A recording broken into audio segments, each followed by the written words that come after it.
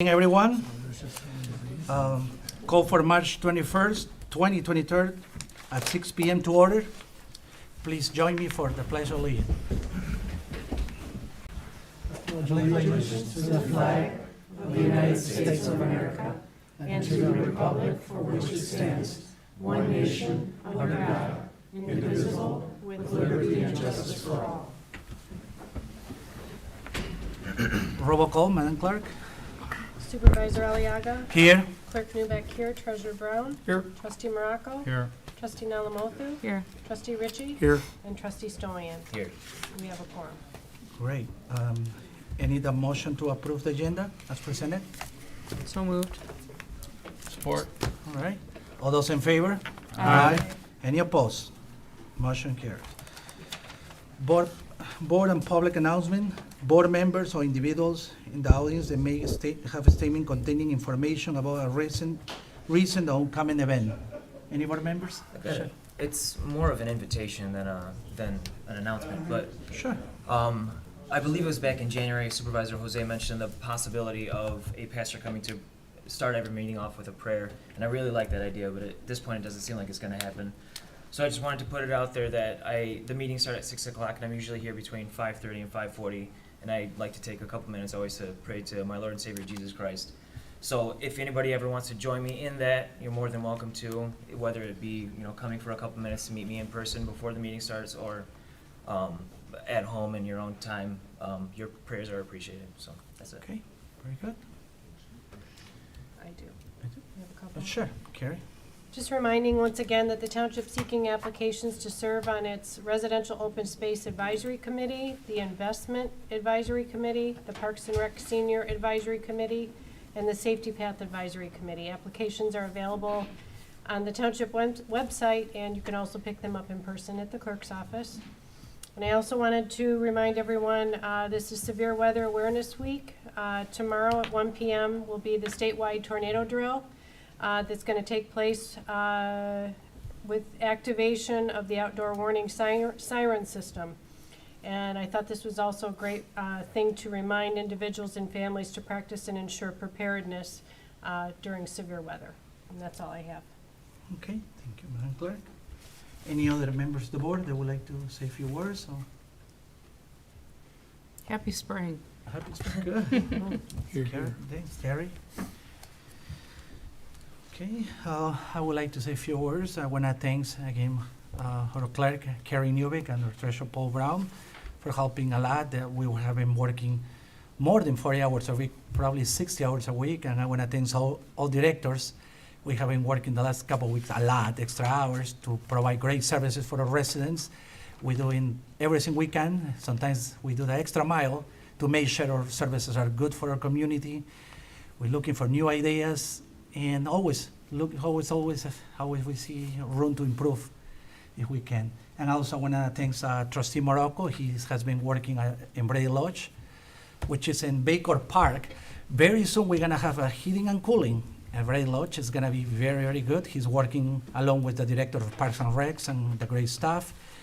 And we're going to enjoy a great summer because our parks is going to be updated, and we're going to have a nice venue. It's going to be finally Four Seasons venue of Brady Lodge. It's going to be enjoyable for residents, for seniors, and for everybody. And I think the best days are yet to come. So, any other comments for members? Moving along, public comments. Individuals in the audience may address to the township board. If you come to the podium, identify yourself and provide your address for no more than 5 minutes regarding items that do not appear in the agenda. Any concerned citizens, any comments? Please, if you can tell us your name and your address, please. Yeah, my name is Darren Bills. I live at 4890 East Princeton Avenue. And a couple of you are probably familiar with my wife and I. We've been to multiple meetings the past few months, but for those that aren't aware, I'll just give you a quick recap. Back in October, we were notified from the township that we were in violation of a chicken ordinance. We have chickens and we don't have the required property to have them. So we called the township, set up a meeting. Jose actually was kind enough to attend the first meeting we had with Brian Oppman. And The steps you have to take after you're in violation are you go to the zoning board seeking a variance. They've never granted a variance for chickens. It's basically not their responsibility because there's no hardships created when you don't have the acreage to have chickens due to the ordinance. So they suggested we go to the planning commission, try to seek an ordinance change. That's going to be our best route. We did that. The planning commission seemed on board with at least discussing it, possibly getting it in a public forum where people could talk about it. We did that. We got an email from Brian days later saying that the planning commission decided not to go through with it. They didn't want to discuss it any further. So we had to go back to the zoning board again. They didn't grant us our variance, so we were basically stuck in the water there. We went back to the planning commission again, brought it up to them again. And again, they seemed like they generally would discuss it. It got approved for 5 of the people on the commission voted to at least discuss it further, possibly changing the acreage from 3 to 1 so that more people could have chickens. I mean, as it stands now, even if we had the 3 acres, we couldn't really keep the chickens. We could keep 1 chicken. You need 3 acres for 1 chicken, which is, nobody has just 1 chicken. I mean, you're going to have multiple chickens, especially if you have a family. So basically here today just to get it in public comment to try to get it to you guys at some point. It's supposed to be on the next agenda for the planning commission. I'm not sure if it's going to end up on there again because it was supposed to be before, but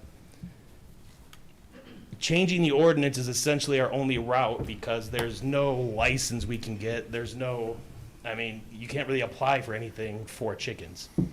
So that's basically all I had to say unless you guys had questions for me, so. Okay, thank you. No problem.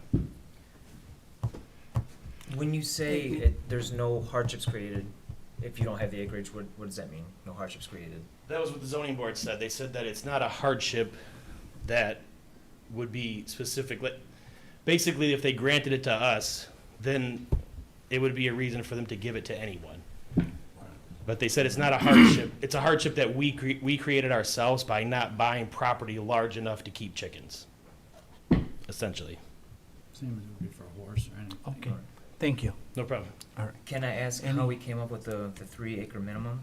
Because the land that's actually needed for a chicken is very small. Send me an email with your question. I will forward to the legal department and to Brian Ockman and make sure they get the answer for you. Brian Ockman will give you an answer for sure. Okay. All right. Any other questions?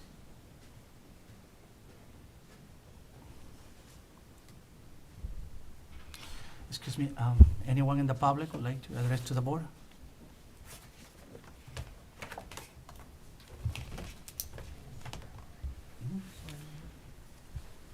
Anyone from online that would like to address to the board? Yeah, of course. Please come in.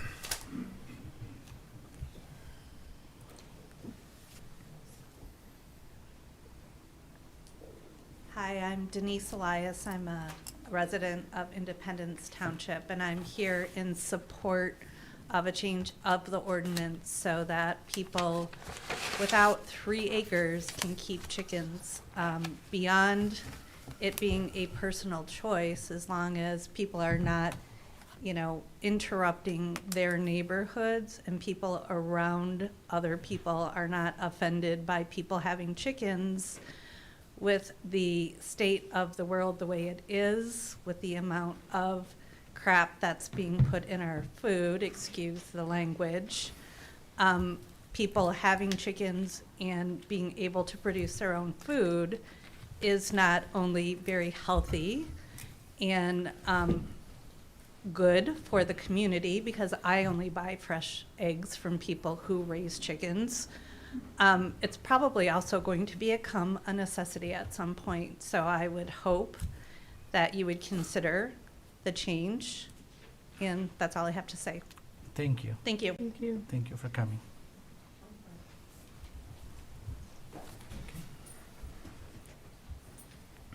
Hello, I am Lisa Kazera, also here to support Darren and Kelly to get, Lisa, can you state your address as oh, well? yes, 5198 Glenwood Creek, Clarkston. And like I said, I'm in support of reducing the ordinance from 3 acres to 1 Mhm. to allow us to have chickens on our property. So that's all I have to say. Thank you.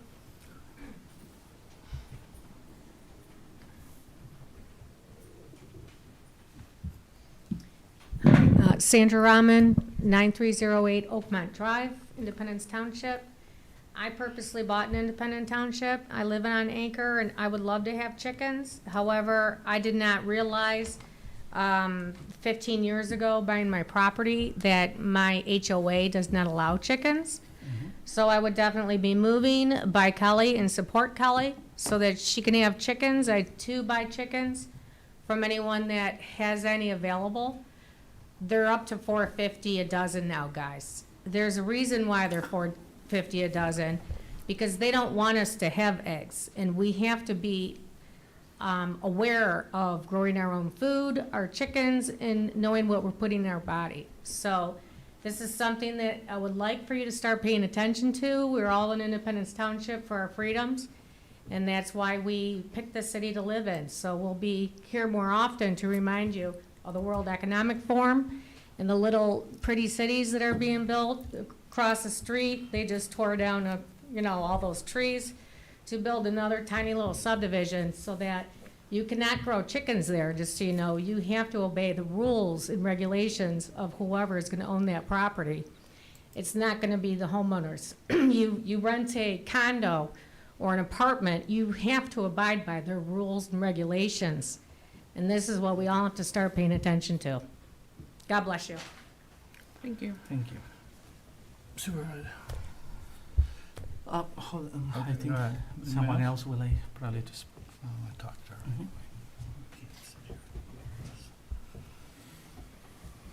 Kelly Bills, 4890 East Princeton Avenue. And I just wanted to add to that I've collected almost 200 signatures in support of a change, from changing it to 3 acres to 1 acre. I also have signatures from 30 of my closest neighbors saying that they're okay with me having chickens. And I'm just trying to get it on the agenda so it can be voted on and discussed, and even if it's not a change from 3 to 1, so maybe a permit option, so people can apply individually for chickens. Thank you. Thank you. Is anybody else in the public that would like to talk about anything, address something, any concern, anything to the board? I have something to say. Can I Yeah. say something? Yeah, I just want to, is anyone online?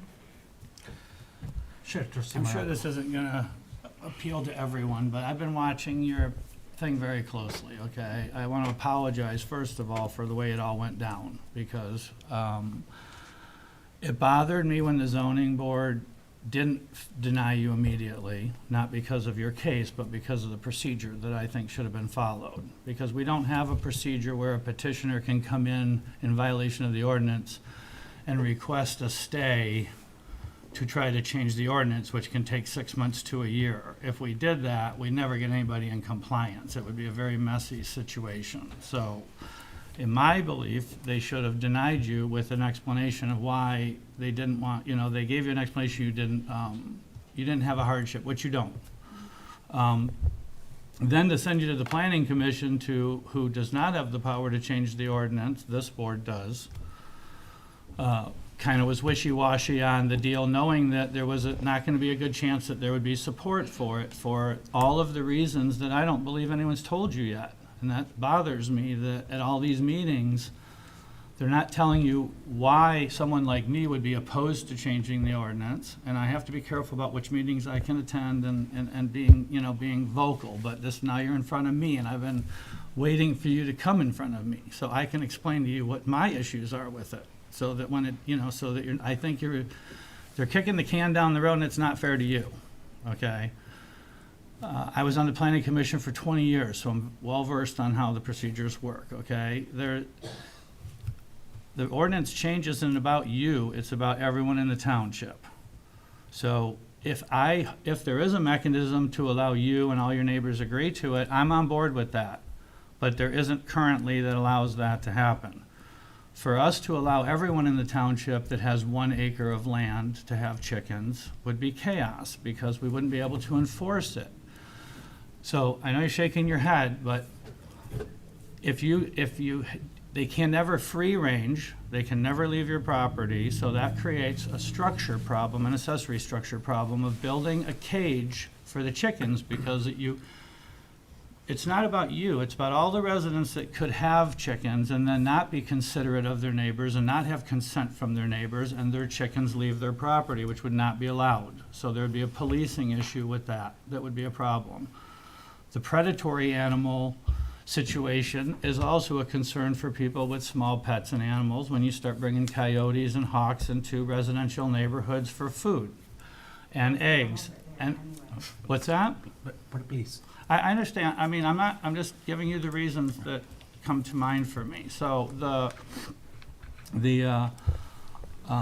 we would not be able to police the rooster chicken thing unless there was a permitting or a licensing of the animal to know, because people I know get chickens and they don't know they have a rooster until they have a rooster.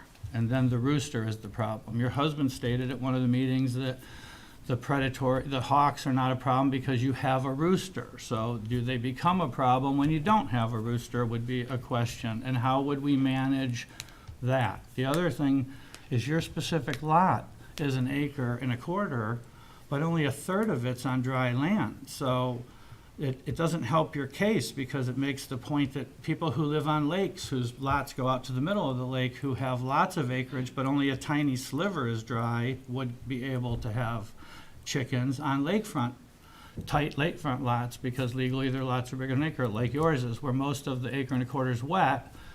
You don't have the luxury of moving your coop all the way to the back to buffer your neighbors that are around you. As sympathetic as I can be to you and your situation, all your neighbors liking it and everyone's rights, it's so much bigger than that for the township to do it as an ordinance change, and what that would open us up for. And almost every neighborhood in the township has at least one lot that's 1 acre in it. And those are some of the reasons that make it so complicated. The avenue that I only see would be as if you could find a way to have a permit that could be revoked upon complaints of a neighbor, or some other mechanism that makes you unique and allows you to have chickens. But to broadly put that burden on us for policing and the risk of other neighbors and the animals and the other things that chickens draw into neighborhoods is just, to me, it would be a careless thing to do, trying to accommodate one resident. So, and that's a short summary of my thoughts on it, but that's kind of where I come from. I apologize that no one's at least given you some of the reasons why people may be opposed to it, because I haven't heard it at the public meetings. Okay, thank you, Trustee Morocco. Okay, Trustee Estonia. You made a couple of points, and forgive me if I don't remember exactly, it was a little bit long. The first point was not having enough land, so you can't let them free range. A chicken run you need, I think it's 8 square feet per chicken for a chicken run. So hypothetically, a chicken run for 4 chickens is, 6 foot by 4 foot? It's not a lot of room at all. As far as small animals bringing in predatory animals, people have small dogs everywhere. There's squirrels everywhere. There's birds everywhere. Those predatory animals could be coming in already. We don't have a problem with foxes everywhere. We don't have a problem with hawks taking people's dogs because of this. That doesn't seem to be an issue. As far as the argument for she has only 1/3 of an acre, I would say that 1 acre even is more than you need. Why not just go even smaller than that? Because again, you don't need a lot of square footage for chickens. Okay, thank you, Trustee Estonia. Yes, Trustee Dalamato. I'd like to apologize how you've been bounced around too, but being that this is one of those, we're not going to be able to decide anything tonight. I would like to get you on the agenda for us, not the zoning, not the planning, but there does need to be a mechanism, like Sam said, for people to be able to go around these ordinances by special permits or things like that. I agree with some of the things you said, and it was brought up, but regardless all this talk, it can't be settled tonight, and I apologize, but I am sorry that you were bounced around, but I would like to get them on the next agenda then, so we can address this for them, because it hasn't been fair. Thank you, Trustee Dalamato. Thank you. Appreciate that. All right, moving along. We don't have public hearing. No. Presentations and report. We don't have any presentations and report. Carry over or postpone agenda items. And we have our consent agenda. Okay. Consent agenda, we have a request to approve the Board of Trustees regular closed session minutes of March 7, 2023. Number 2, request to approve the March 14, 2023 check round for $325,064.93 and ratify the March 3, 2023 payroll of $298,352.97. And the February 2023 wire EFT transfer activity of $3,422,805.14. 3, request to approve the Brady Lodge rental with alcohol May 6, 2023 by Kathleen Merm, by Derek Smith. And then we have number 4, request to approve the 2022 Community Development Block Grant Public Service Contract with the Clarkston Area Youth Assisting Kaya.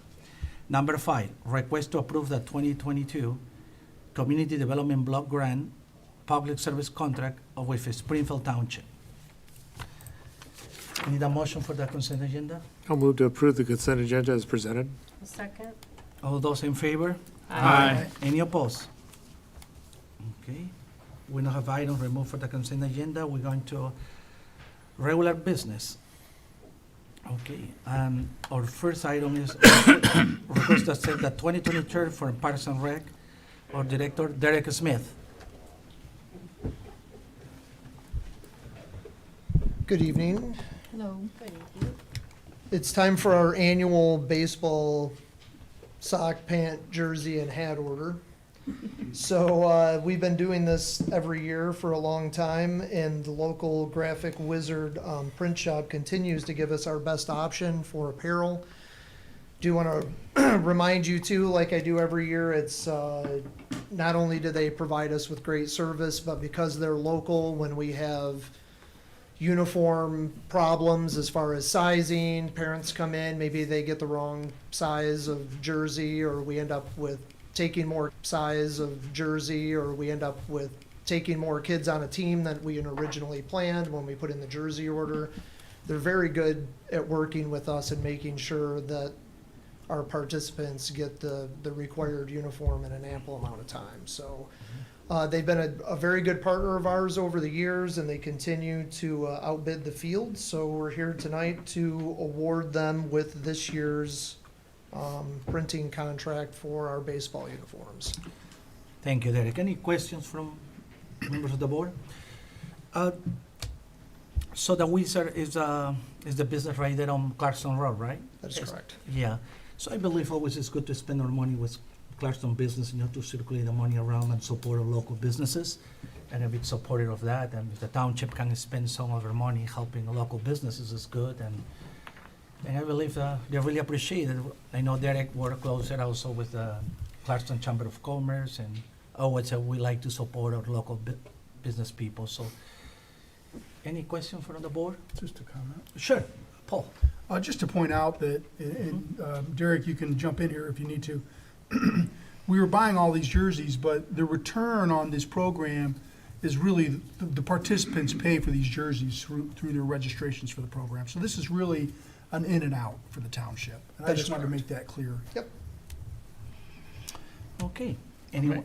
Trustee Morocco. No, I was gonna make a motion. Do you want to? Oh, no, actually, we need to ask the public. Oh, Anyone, okay. member of the Sorry. public would like to, any comment, any concerns, any questions about the proposal? I have some bats. Excuse me? That. All right. Anyone from online that would like to say a few words? Okay. All right, I need a motion. I'll make a motion.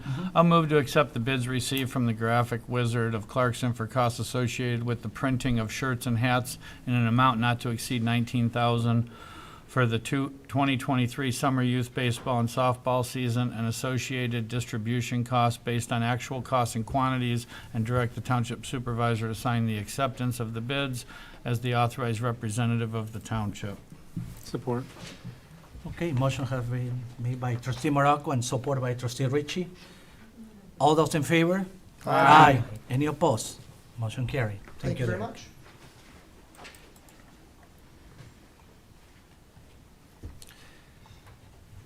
Next is our Finance Director, Linda Vance. Linda.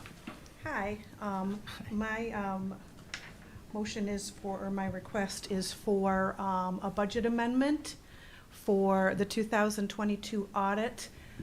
We need the amendment to do the compliance examination for the ARPA funding that wasn't put into the budget originally, and Plant Moran requested a 10% rate increase to our contract due to economic conditions. I'm also requesting that the board consider the 2 additional year extension of the contract with Plant Moran, or advise me as if you'd like me to go out for RFP on that. The documents are enclosed if you have any questions. I just have one, Mr. Supervisor. Sure. Is the price locked in for the next 3 years? No, this was the last of the 3 years, and they added 10%, and the additional document didn't really specify a set in stone price. It's going based off of, what did they call it? One second, I'm sorry. So weren't they doing like a 2% annually before? They were before, that was the original 3 years, and then these are the 2 years that are added on, which was a 2% estimate, but because of the economy, they are looking for, they don't want to give their fees out until the inflation rate multiplier, which is published by the Michigan State Tax Commission each fall, so they didn't give us an actual renewal amount. They want to base it off of basically the probably inflation. So would we have the ability to go out for bid at that point, when we get the new price? After this year's audit, we can go out for bid for the 2 subsequent years are optional. This is the last year of our contract, and they are asking for a 10% increase of the contract this year. But next year, I'm asking if the board wishes for me to go out for bid or continue with Plant Moran. Go ahead, Paul. Treasurer Brown. My only issue with the increase is that it was brought at our first meeting to discuss the start of the audit. We don't have any choice. It left us no choice because we can't go out for bid now. The audit has to be started now. Right. So that was a problem for me, and I didn't understand why everyone knew things were going up in price in December. If they said something in December, we could have put it out for bid. As to whether we go out for bid or not, I don't know that we need to talk about that now. Let's get through the audit. We don't have to. I'm sorry. I think I like your perspective of asking the board about that, but I think we can just wait on that till the audit is done, and then we can discuss whether we go out for bid for next year. And the only reason I brought it up is it popped into my head that, with the unlikely economy coming, that if things start to get slow, people are gonna be more competitive. So I don't know that it's our best interest to sign long renewing contracts, because it could change dramatically if things get slow and people want to get aggressive with their bids. So that was just something I wanted to kind of bounce off the board itself, to keep that in mind, what your thoughts were on that. And it kind of came up with this, is that, because I know sometimes we see stuff that's goes on for years, and it could be a different world in a year. And that's why I was asking you. So when it comes up, we'd want to evaluate the situation before we dove into it again for another year, as well. Once we see what the economy is going to do and how aggressive people are going to be for work, was my point. Okay. Yeah, no, I'm putting it out there just to get some sort of direction, because we'd have to go out for bid earlier than later to go through that process to make sure that we have someone in line for the next fiscal year. Right. So it would be probably shortly after this audit is completed is where we'd have to start that process. Okay. So I just figured, since we were discussing budget amendments and stuff with them at this point, that might as well bring it up. Okay, Trustee Ritchie?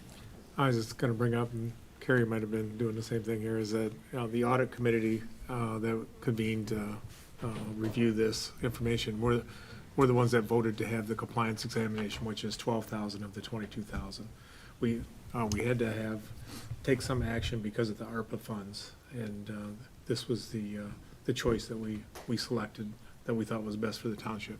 So that 12,000, was kind of voted on by the I think it wasn't Plant Moran's decision in that. It was, the $10,000 was the increase from Plant Moran, so.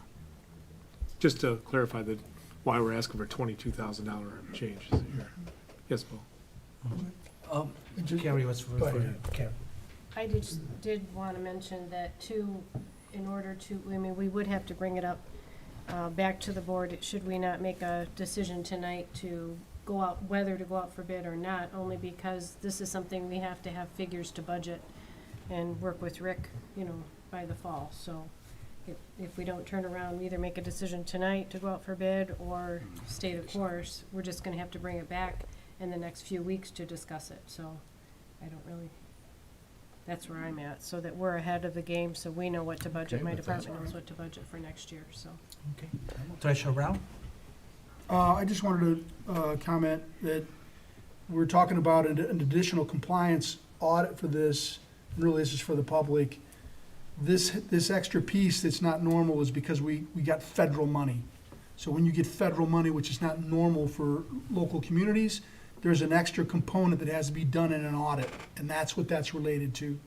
So, And yeah, that'll be the case for the next couple of years. Okay. Any other questions by member of the board?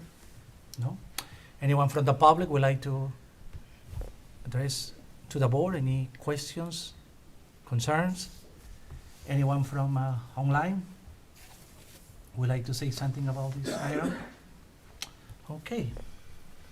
I would like So to get a motion. I'll make the motion, but I'm gonna we're change gonna the, change it and go Yeah. to bid, huh? I think Go out to bid. modify the Sure. motion, Yes. right?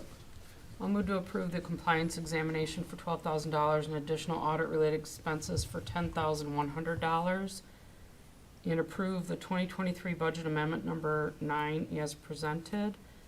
And also for the, once this contract is over, go out for bid for the next contract. Okay. Second? Okay. I'll second.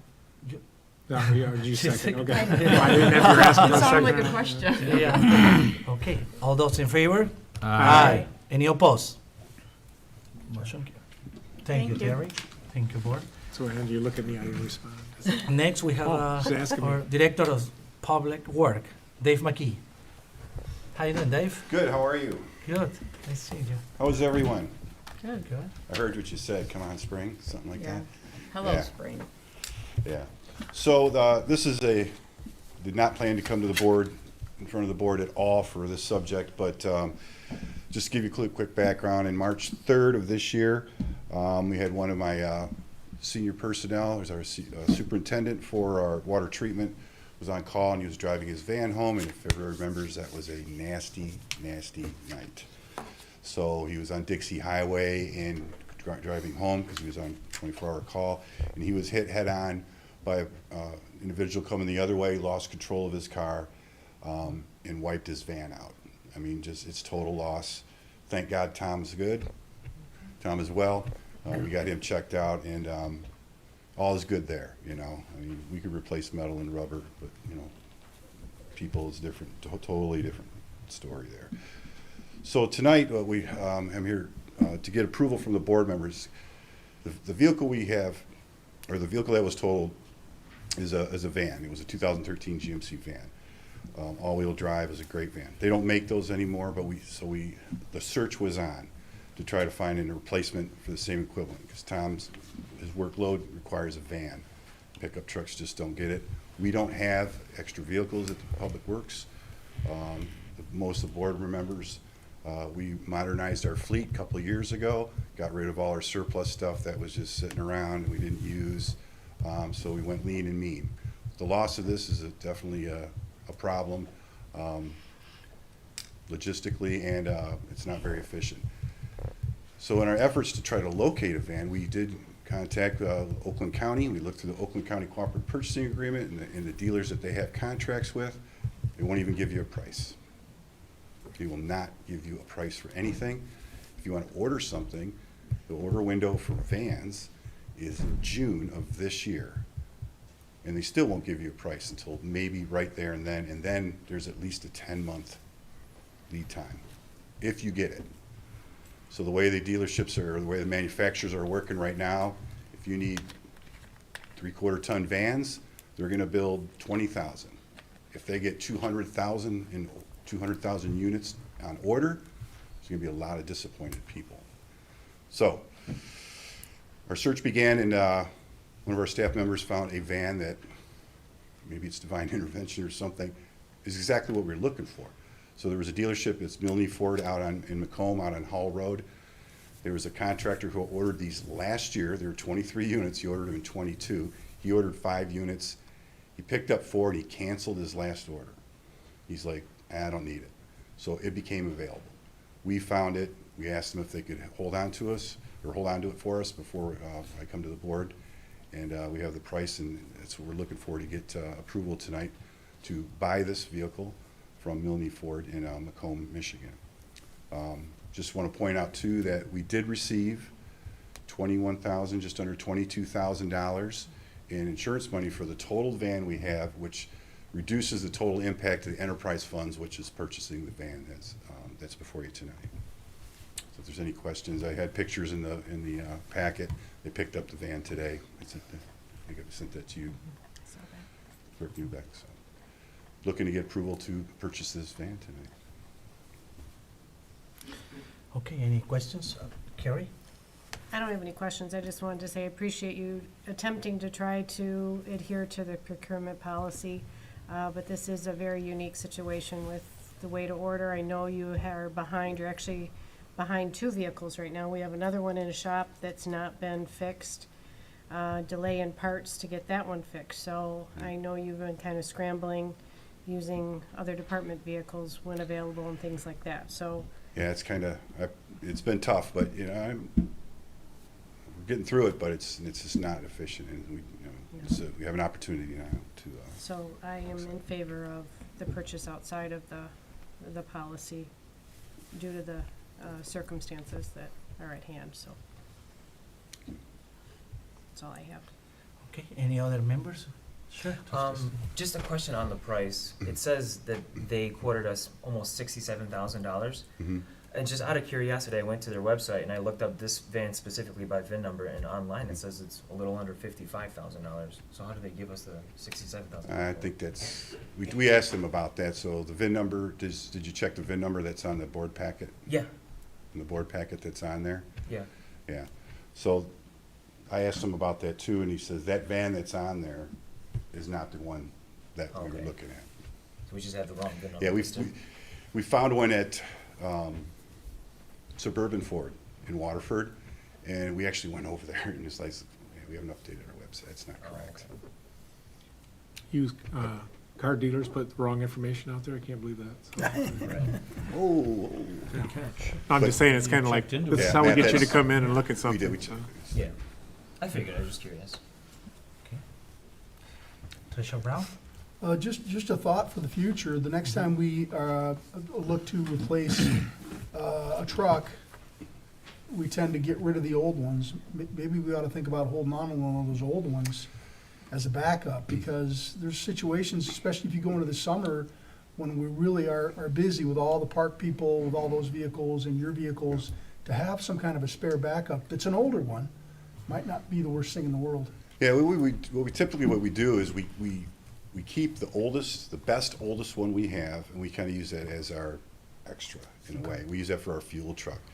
Some of the other ones that are still in decent shape is we try to rotate those through Safety Path to get rid of those, because those are really beat up, you know, those are, you know, those You're are already the, doing it, good. but yeah, we have 2 down right now, because one of the ones that is in the shop right now is one of our new ones, so we're waiting for parts on that, so that just kind of gives you an idea. It's 21 and they're waiting for parts. You know, I don't know how they do it. They must make 100 hoods, and one goes to the part bin for the country and the rest go to manufacture a new vehicle. So, but yeah, we're gonna review that. You know, maybe it's wise if we keep something, another one. Tough Okay. motion. Well, any other questions from members of the board? No? Any questions, concerns, any questions? Sure, please. State your name and address, please. Sure. You gotta talk. Hi, I'm Vincent Bizzone. It's 7925 Foster Road. So I had a couple of questions. One was, I think there's a van in the parking lot. I think there's a van in the parking lot. Is there anything wrong with that van? It's my recreation. That's assigned to another department. Assigned They to use. another department. Maybe we could unassign it and save ourselves $40,000. I don't know. Anyway, does anybody here know how many vehicles are in the fleet, in the township fleet? Anybody know that? No. Okay. There's a lot of Probably them. 20, It's a lot of them. More than 20. more, Paul. 25. Around there. There's more than 20. There's 2 dozen out in the parking lot. Well, yeah, but you always see them when you come to the meetings. No one's working at night. Right, no, I understand that, During but the day, they're not- they're there, you know? Yeah. Hey, listen, what's so special about this truck that you It's all-wheel can't? drive. Pardon me? It's all-wheel drive. All-wheel drive. And what's this $55,000 truck? Is that all-wheel drive? Yes. It is? So why don't we get a $55,000 truck instead of the $65,000 truck? The one that Oh, Matt, sorry. the one that Matt found No, on the the, man, he's talking about the all-wheel drive van. It's a Ford all-wheel drive van. was that an all-wheel not drive van? No? Apparently. this was Anyway, all listen, yellow. I don't want to get into all of the detail about this, but it just seems to me that we're spending money, and, you know, we're gonna spend 20 grand on a new logo, we're gonna spend 40 grand on a truck, we're gonna look at, should we raise the rates of the employees, should they get a raise, should they get more? You know, we already got a clerk making $21,000 a year, so I don't know about, well, I'm not sorry, $21 an hour. So I don't know how much more you're gonna raise that. So anyway, it's just a sort of a general concern to be conservative when it comes to spending. That's all. Okay. I mean, everybody here is a Republican, right? That's right. It's not a tax and spend board. It's not a Democrat board, not a tax and spend board, is it? Thank you, but your comment was going to be related to what we're speaking about on the agenda right now, and it's the van. Yeah. Okay. And I got someone it. was All in right, an I got it. I said accident, what I had to so, say. yeah.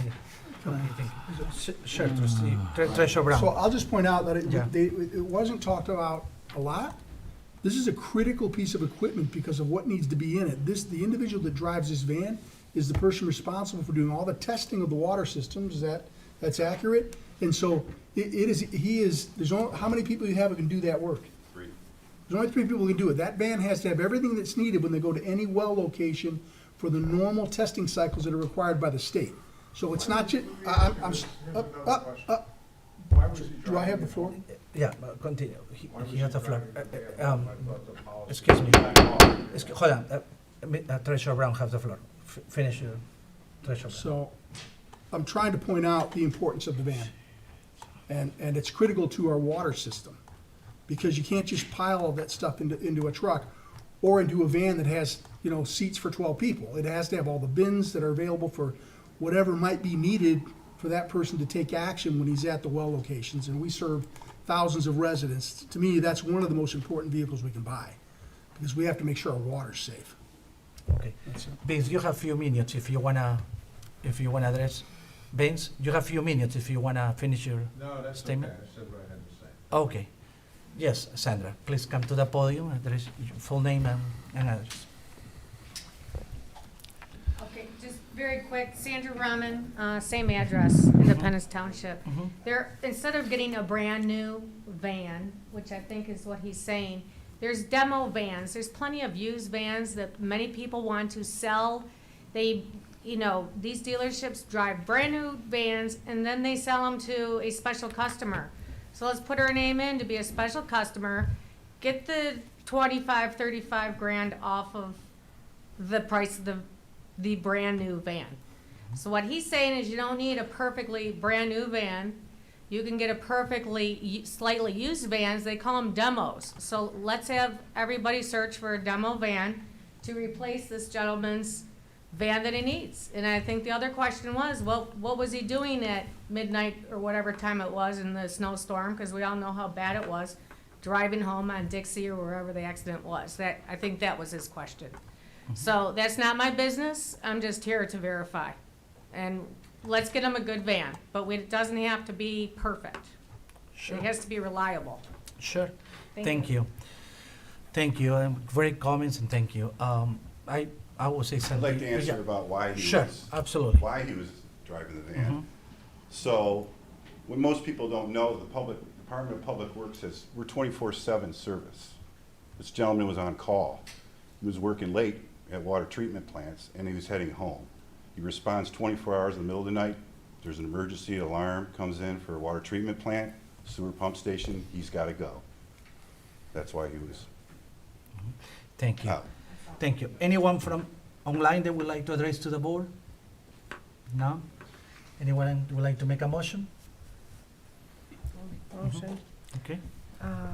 Make a motion to waive the township procurement, petty cash, and credit card policy, section 3, standards for procurement, 3.2, procurement procedures, P3, purchases and contracts from 10,001 and up, or item requiring comparative price quotations, and accept the quote received from Milne Ford of Macomb, Michigan, for the purchase of a 2023 Ford Transit 250 cargo van, VIN number as presented, in an amount not to exceed $66,910, and authorize the supervisor to sign the purchase agreement as the authorized representative of the township, and approve the 2023 budget amendment number 10 as presented. Anyone? Second. Motion has made by Clerk Newbeck and seconded by Trustee Ritchie. One quick question for Dave. Okay. Is this being paid for by tax money or by the folks who pay for water and sewer? Water and sewer, no Thank you. tax money. That was all it. this. Thank you. Okay. Suspend by, okay. Thank you, Good. Paul. Thanks. Okay. Good call. Simple majority. So all those in favor? Aye. Any opposed? Motion carried. Thank you, Dave. Thank you. Good point to make. That's a good point. Yeah. He's running a business, right? He is. Okay, next we have our fire chief, Chief Bichet. So you get two for the price of one on this one here. So I guess I want to start this off with, for the benefit of our couple of new board members on here. So in June of '21, okay, I came to the board, and what we were going to do is we needed to do some renovations at the DPW and Fire Station 1. At that time, we looked at the design-build type of methodology to do this. But once we got into that, and I came to the board, it became pretty clear that that was not the direction the board wished us to go on to. So at that time, we shifted gears and we went down to a more traditional approach. And in hindsight, it was absolutely the right thing to do. So what we did in that time, in the past year, we've been working on this, Dave? Just about past year. So we had the buildings evaluated and following through the policies that the township has. And once we started peeling that onion back on what the buildings really needed, the way that I came to the board back in June of '21 was not the way to go. It was absolutely the wrong way to go. And in hindsight, I wish I knew that back then. I feel so much better knowing what I know now back then, because we would not have gone, it wouldn't have been the right approach at all. So at that time, the direction from the board was to go and do evaluation of the building itself from everything. And we found out, like I said, we started peeling the onion back, especially with the Public Works building. If you've seen it, it was built in like 1980. And it's not ADA compliant, it's nothing. And it's just, there's a lot of problems inside there. Fire Station 1 has had a lot of issues too with the accommodations, I believe it is, and stuff like that. I mean, we have females in the workforce now, we weren't set up for any of that. It's a problem. So what we did is we began the architectural phase. We came to the board and we had Alan Keller and Auger, I got it right, as an architect to design. They evaluated both of our buildings, what we wanted to do, what we were looking to have, how we wanted to set it up. And then at that point, we just kind of agreed on some design. We're at 75% on the design phase right now. And then the next step that we need to do, and that's here in front of you tonight with the board members, is to pick the construction managers. So the construction managers are the ones that manage the projects. So what we did on that is, so utilizing the cooperative purchasing agreements and the contracts with Oakland County. Oakland County has contracts with AUK and with Frank Rewald. So we interviewed both of them intensely, and I have to give a lot of credit to Chief Pichet. He really carried the mail on that, and making sure that we did thorough interviews with both companies before we came here tonight. And and we did do that. So we're here tonight to have, to seek approval for AUK to be the construction managers for the next phase of the renovation projects for Public Works and Fire. There is a representative from AUK here tonight. He's back there. If there's any questions on that or on the process and what they will do for us. Again, I just want to say this was the direction that we received from the board back in '21, and we are here tonight to get approval for that. Chief, did you need to add anything on there? Yes. Sure. Hold on 1 second. Just to the public to know, this administration is very committed to support update or infrastructure. It's very important to support our fire department or DPW. Chief Pichet and Dave McKee, they work 24/7 for our community. And there's no saying that. We actually on the phone sometimes at 3 o'clock in the morning, 4 o'clock in the morning, making decisions, critical decisions sometimes, and they need to improve this infrastructure. It's very critical, important for us to fix our fire department and our DPW. DPW have a lot of big responsibilities in our township.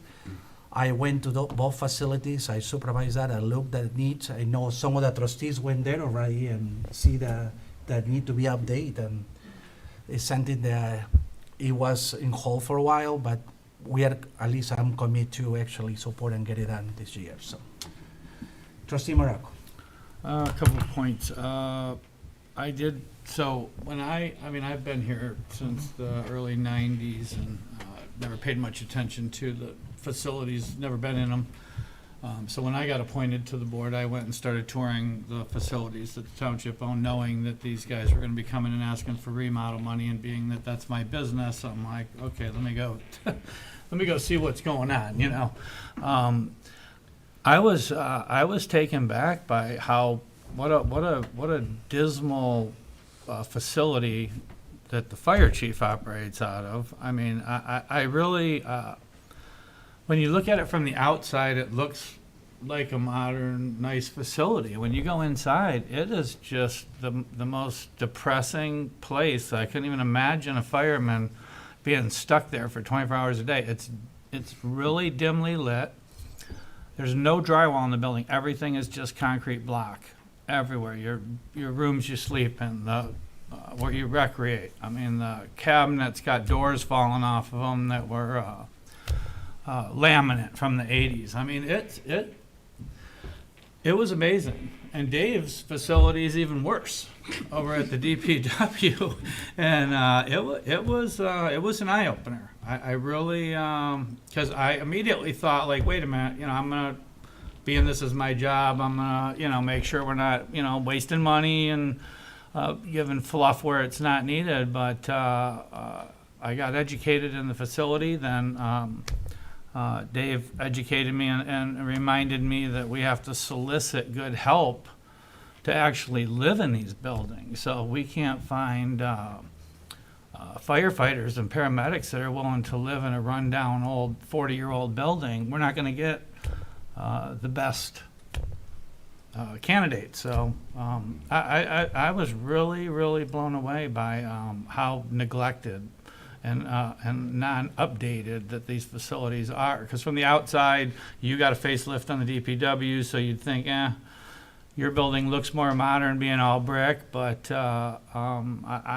after I seen it and knowing about it and looking at the accommodations, Dave's got 3 guys in every room that's the size of a closet working off computers. I mean, there's not a spot of countertop space in any building that's open. It's just piled with all their stuff. It's a pretty rough place. So anyone who doubts that we need the upgrade, I'm sure you would welcome to see it firsthand. I would recommend that if you're a doubter, that we need to make an investment in the community in that way to keep the best people. So I'm in support of it. I appreciate your support, Sam. And, I think, believe me, I honestly believe the township, we got our money's worth out of what we have right now. But it's a little long in the tooth. So I appreciate it. Okay, any other comments from board members? Any comments from people? Anyone from the audience would like to have it? No? Just a comment. So can you please come to the podium, please? State your name and address. Dave, we appreciate Dave and you guys. So it's just a comment. Maybe we should consider $20,000 off of the brand-new truck and give it to the fire and police, because we need it for the fire and police, and we need a dependable truck, a transit truck. I mean, Mr. Brown, I know you know money and everything. So let's look at the facts and be careful with our money. We're gonna be in a big trouble. We are gonna be out taxing our citizens, and this is taxpayers' money. So let's just consider all of these things above. Thank you. Thank you, Sandra. Sure, Vince.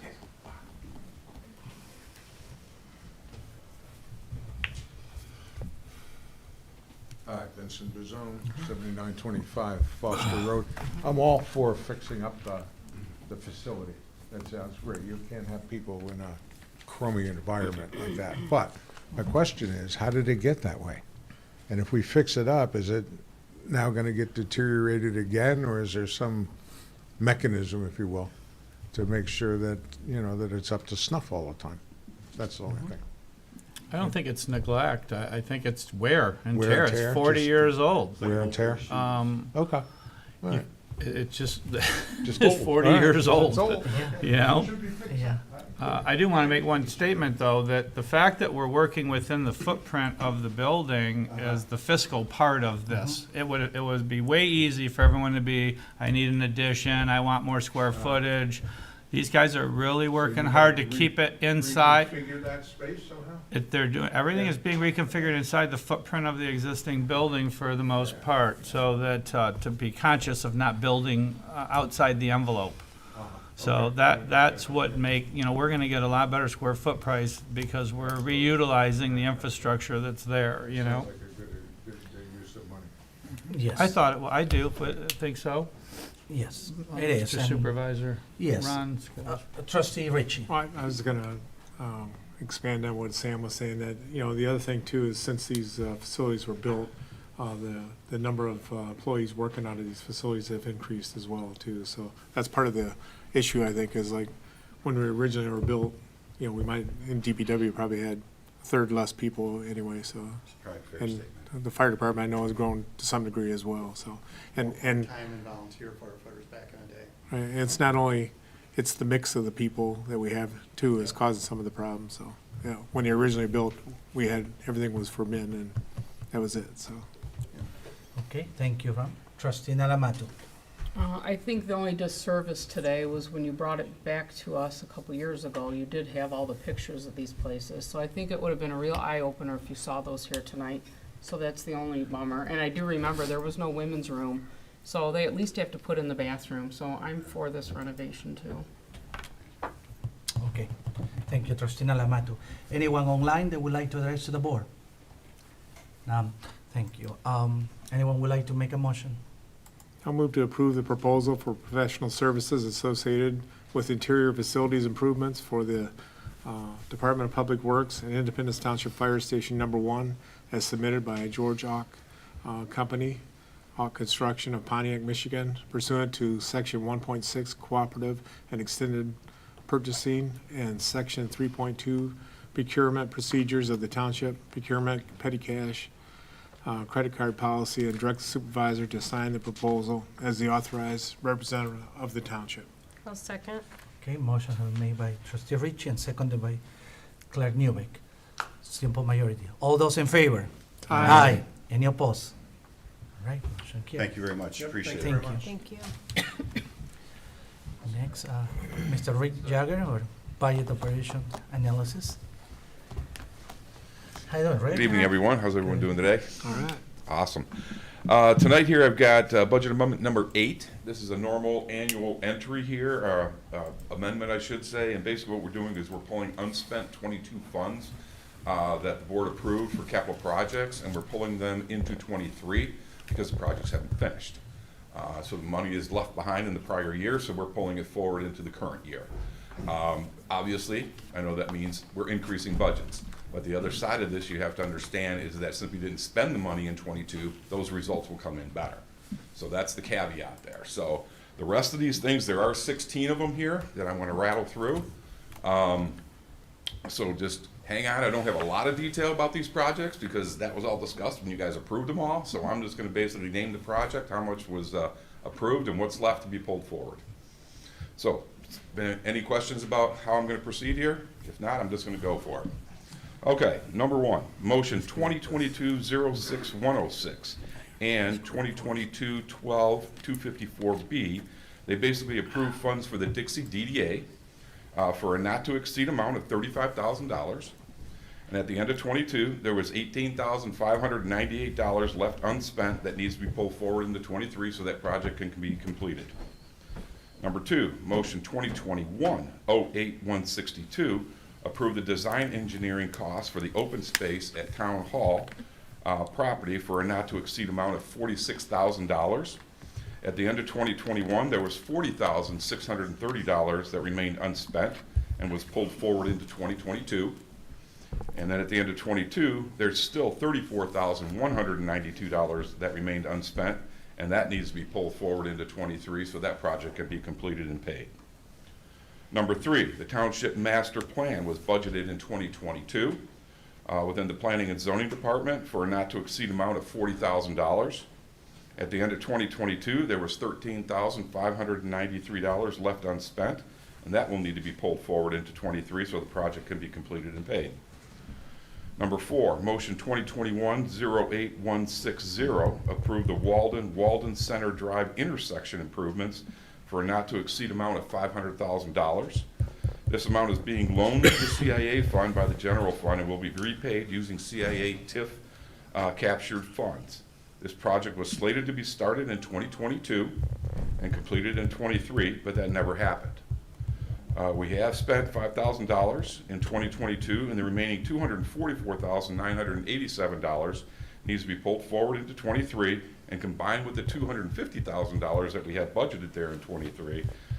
So this project again can be completed and paid.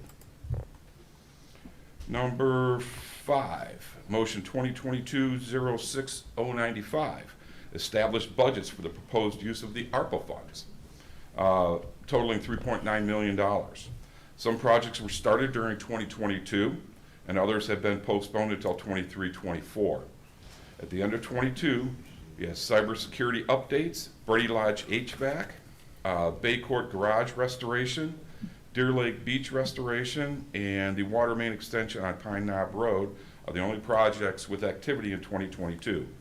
So a total of $1,082,817 was spent in 2022, leaving $2,817,184 that needs to be pulled into 23 so we can continue working on finishing these and other projected projects. Put a little note out here, fire rescue and command vehicles that were part of that original number, $500,000, those were rebudgeted in 23 and 24 at $250,000 each year. And the water main extension in Clintonwood Park, $450,000, was also removed from 23 and rebudgeted in 23. So those two items will not be part of this pull forward because they're already in the 23 and 24 budgets. Number six, the fire fund budgeted $32,000 for new fitness equipment in 2022. The order was placed in 22, but due to delays, the equipment didn't show up until 23 with no budget to make payment. The total cost of the equipment was $22,500 and needs to be pulled forward into 23 so that can be paid. Number seven, the fire fund also had money in their buildings and ground maintenance account to replace a water softener at station number 1. It's about $15,850. And again, due to delays in getting the softener, it wasn't received and installed until 2023, and there was no budget again to make payment. So the $15,850 needs to be pulled forward into 23 so the vendor can be paid. Number 8, motion 2022-04069, approve funds for the Parks, Recreation, and Seniors Master Plan for a not to exceed amount of $25,000. And then at the end of 22, there was $6,800 left unspent and needs to be pulled forward into 23 so the project can be finished and paid. Number 9, motion 2022-09172, approve the firewall project for a not to exceed amount of $89,867. At the end of 2022, there was $33,322 left unspent and will need to be pulled forward into 23 so the project can be completed and paid. Number 10, motion 2022-10191, approve the safety path repairs for a not to exceed amount of $69,500. At the end of 2022, nothing was spent due to the contractor not being able to obtain the necessary materials before the end of the season. The project was delayed until spring of 23, and due to this delay, the unspent funds need to be pulled into 23 so the repairs can be made and the vendor paid. Number 11, motion 2019-09195, approve the sewer rate study for a not to exceed amount of $38,600. This project has run into some delays but is expected to finish in 23. To date, $16,527 has been spent, leaving $22,073 that needs to be pulled forward into 23 so the project can be finished and paid. Number 12, motion 2022-03037, approve the hydraulic sewer model project for a not to exceed amount of $58,000. At the end of 2022, there was $53,860 left unspent and will need to be pulled forward into 23 so that project can be completed and paid. Number 13, motion 2022-03038, approve construction engineering for the Majors Meyer and Hidden Lane ejector station rehab for a not to exceed amount of $230,000. At the end of 2022, there was $216,200 left unspent and will need to be pulled forward into 23 so the work can be completed and paid. Number 14, motion 2022-07123, approve professional services for both DPW and fire building interior improvements and not to exceed amounts of $58,700 and $47,700 respectively. And then motion 2022-11243, increase the fire amount by $30,900 for a revised not to exceed amount of $78,600. And motion 2022-12282, increase the DPW amount by $7,000 for a revised not to exceed amount of $65,700. At the end of 2022, there was $28,346 left unspent for DPW and $24,031 left unspent for fire. Both of those amounts need to be pulled forward into 23 so this portion of the projects can be completed and paid. Number 15, motion 2022-10205, approve the design and construction engineering for a new fuel farm development for a not to exceed amount of $101,195. That was split between sewer and water 50-50. At the end of 2022, there is $67,546 left unspent and will need to be pulled forward into 23 so the project can be completed and paid. And number 16, motion 2022-11247, approve the purchase of a new portable DPW portable building generator for a not to exceed amount of $105,148. Again, split 50-50 between sewer and water. The other portion of this is there's a RAP grant that goes with this. That was awarded by MMRMA for the generator purchase in the amount of $35,000, bringing that cost down. So it helps reduce the overall cost. So at the end of 2022, nothing has been spent at all for the generator, and we won't get the 35 until we spend the money for the generator. So both of those items need to be pulled forward into 23 so we can just complete this and get it taken care of. And that is all for the evening, for this one at least. Thank you, Rick. Any questions from board members? Raise your hand. Anyone? No? Anyone from the public? About this item? Okay, sure. Hi, my name is Brian Malash, and I live on Pine Knob Road. And this sort of has to do with this budget thing. Sorry, I'm a little bit late to the meeting. I meant to come to the public comment. But seeing as there's a little bit of surplus, maybe on some of this, maybe. Excuse me, your address? What's that? Your address was Pine Knob, you said? It's 8143 Pine Knob Meadows Drive, right next to Bailey Lake. Thank you. So maybe we could use a little bit of that money to turn the water on over at the community garden on Pine Knob Road, which has been vacant for a few years. I got about 10 families that would love to start gardening over there that live all on Pine Knob Road. And it would cost nothing. All we want is the water turned on. We'll do everything else. Isn't he for public comment at the end? Okay, Literally, we just need a key and the water turned on. all right, That's it. so, okay, so you're saying that you want some, this money from this cleanup? No, No, I'm no, not saying it's that. He just, yeah. he I missed just- public comment. Yeah, you missed public comment, and okay, Yeah. I see, sorry, okay, thank you. Yeah. So if Yeah. that gets on the agenda somehow, Sure. and You maybe know, I can readdress this at a later time. I will give you, you know what, I'll give you my card, Dave McGee will give you my card, and we can maybe, meet in the morning and talk about it. That'd be cool. Yeah. So the park hasn't been open. Come see me. Yeah, just can see Dave McGee, and then, yeah, Dave, you give you information, so, okay. All right, All right. all right, no, good, thank you for coming. Thank you. Thanks, Gary. Yeah, all right. So basically what it is, this is a cleanup, you know, from 2020, right? 2022 for 2023. 2023, Money yes. that we didn't spend on 2022, and we're gonna spend in 2023. Oh, yes, Paul? I'll just comment that I think our directors have really done a great job over the last probably decade now, because when we first came into office, and Jose, you'll remember this, departments would spend whatever they had budgeted. It was coming to the end of the year, spend, because if you don't buy it, you won't get it next time. But we've showed them that if you don't spend it, just tell us you need it the next year, and we're gonna approve it.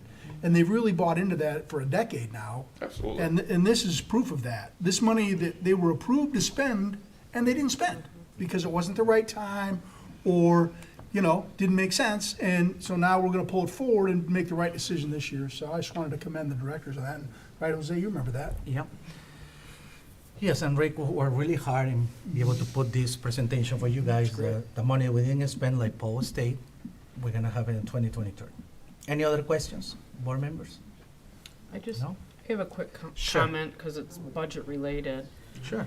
I don't know if there's something Paul can maybe do to educate the public better when they come up and are angry about one thing we're spending money on. We can't just be plopping money from your pocket to their pocket. It's a budget set a certain way, and if it happens in that department, it happens in that department. They just can't go take money from you because their truck broke. So I think, you know, maybe Jose doing these coffee things, maybe there might be a little public budget session so these people learn how it all works. Talk about enterprise funds, so how money's Yeah. allocated. That's good. Yeah. Maybe Rick can attend. Well, that's the thing. Yeah, I could Yeah. probably attend and throw some Someone's comments out great there and info. address some Yeah. questions. I'd have no problem doing that. One of the ideas that we talked actually yesterday was maybe in the next few meetings from the coffee with supervisor, we will invite an elected official, or we're gonna invite somebody from Congress, a director, employee, to let people know what we're doing, update people what's going on every month, so people are aware of what we're doing, and we're gonna be doing that.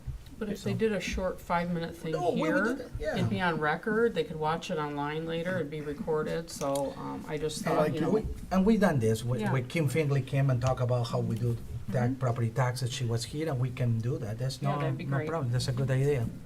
Thank you, Terry. Right, any other questions from board members?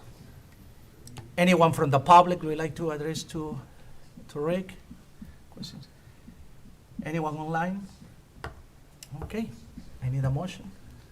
I'll move to approve the 2023 budget amendment number 8 as presented.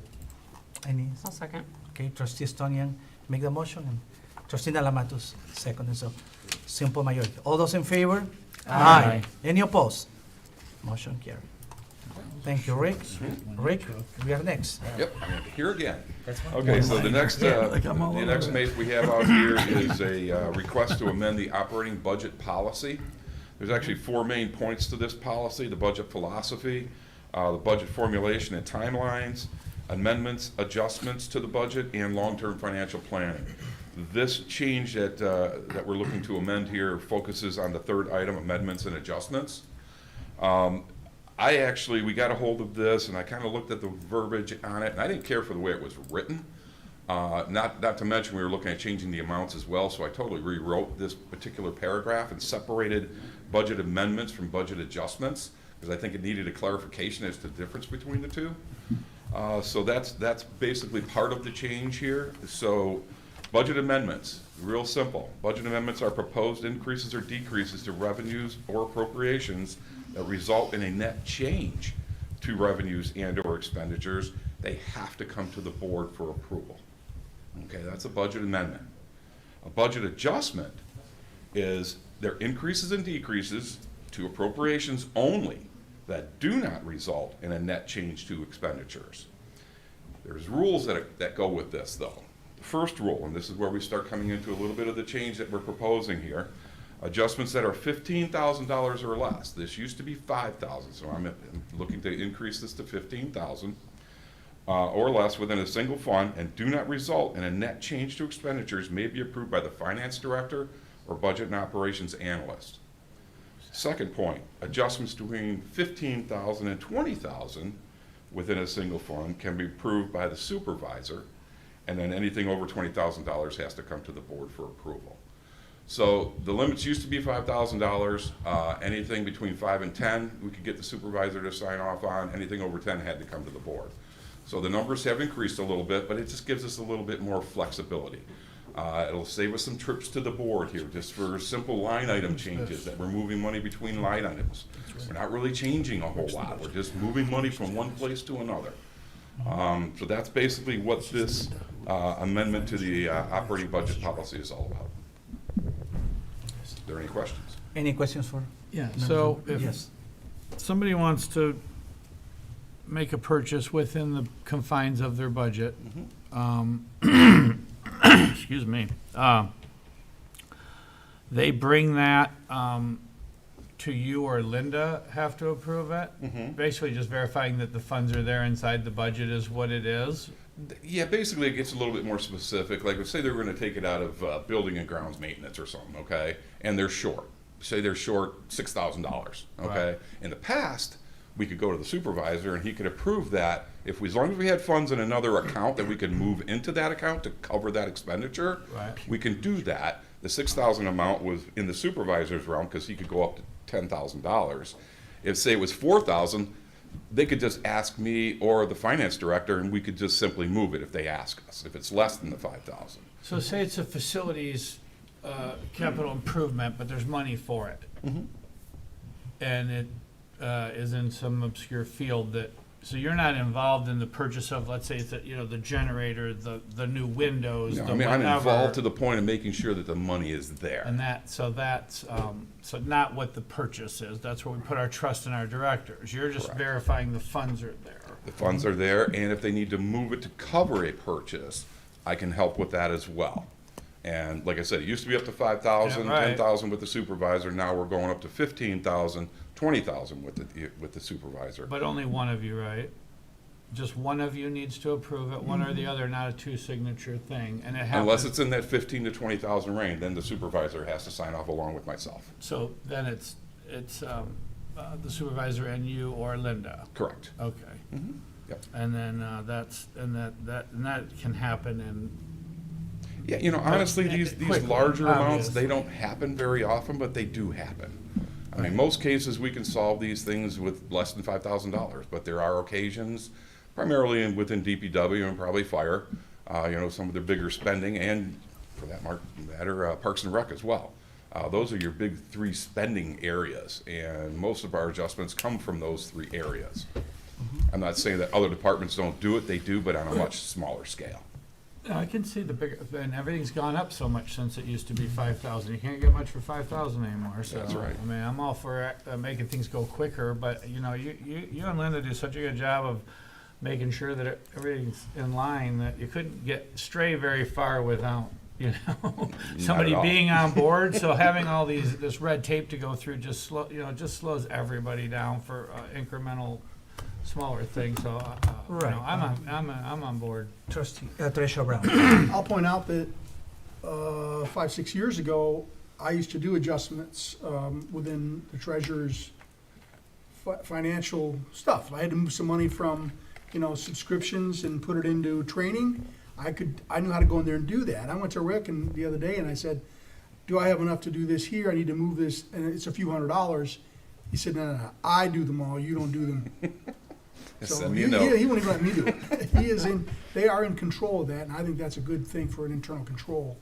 No director can move that. It has to be done by the analyst who reports directly to the supervisor, or by the finance director who reports directly to the clerk, so. And I want to add one more thing to that as well, because this is a process that I go through just to make sure that all bases are covered, is we do all this via email. You know, they send me the request, they want to move $3,000 from here to there. I actually take a copy of that after I sign off on it, I scan it in, and it's attached to that entry. So the backup is always there, we always have the approvals, so it's pretty tight. It's pretty tight. It's tough to get anything through without one of us spotting it. Any other questions? I think there was something Sure. in the packet about reporting, is this part of like your budget amendment cleanup where you say the ones that say it's $15,000? Do we report that at any point in time for communication? We could, if you guys wanted to see a report. I mean, I could definitely run a report out of BS&A for all of budget adjustments. Maybe give it to you on a quarterly basis so you can see the money that moved between accounts, but it's really all it is. It's just showing 5,000 going from here to there. So, I mean, if you want to see it, I can produce it. Well, But yes. it'd just be some way to communicate how many times we trigger that, I guess is, you know. Maybe we'll do that for supposed to know now. what it is. There's another report we're gonna have later on that we talk about, right, so. Well, that's what I was getting at, Yeah. talk about doing that quarterly or something. Mhm. I guess I don't know what the time frame should be, but to me, there should be just some way to review, like how many times do we trigger that and go from there. I could do that. I'll start doing it like maybe on a quarterly basis, and, you know, you get a few reports, and maybe you don't need to see them after that, whatever, but we can actually Well, generate something. And if people just knew there was a place to go look it up to review it, you know, that might be sufficient too. I guess I'm not trying to say we need to do it on any set time frame or anything, just some way to review it, so you know. Yeah, I'm not sure that would require access to BS&A, and I'm not sure how that would work, honestly, but.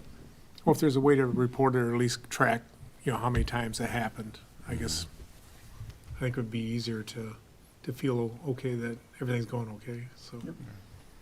We'll For talk to lay- the for supervisor, the layperson clerk, and the treasurer, and we'll come up with something. I don't have any problem with that. I know, I mean, it's just a matter, do we want to do it quarterly, once a year, do we want to do Yeah, it half, we you can- know, we twice a can do year? I mean, it just a matter, we'll come up with something, and we'll Yeah, we get can the always- information to Well, you. like I said, problem.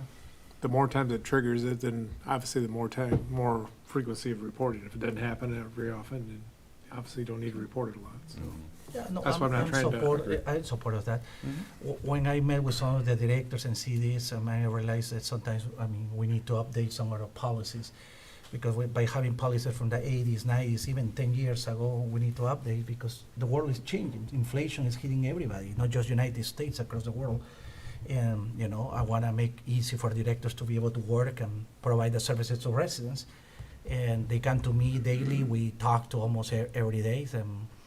And after that, I met with two full-time elected officials. Said we need to do something about it. We meet. We talk about with directors. He says, let's update this. Let's make it easy. Present it to the board.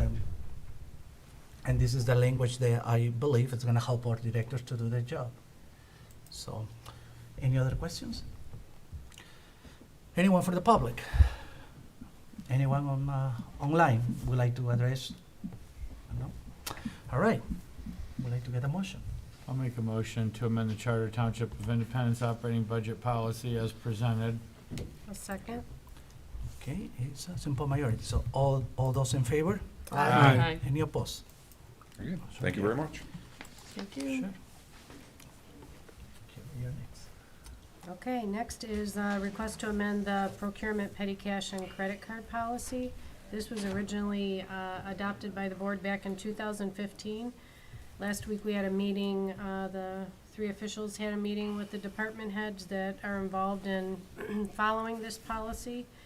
And we came up with some adjustments to the monetary thresholds that were included in your packet.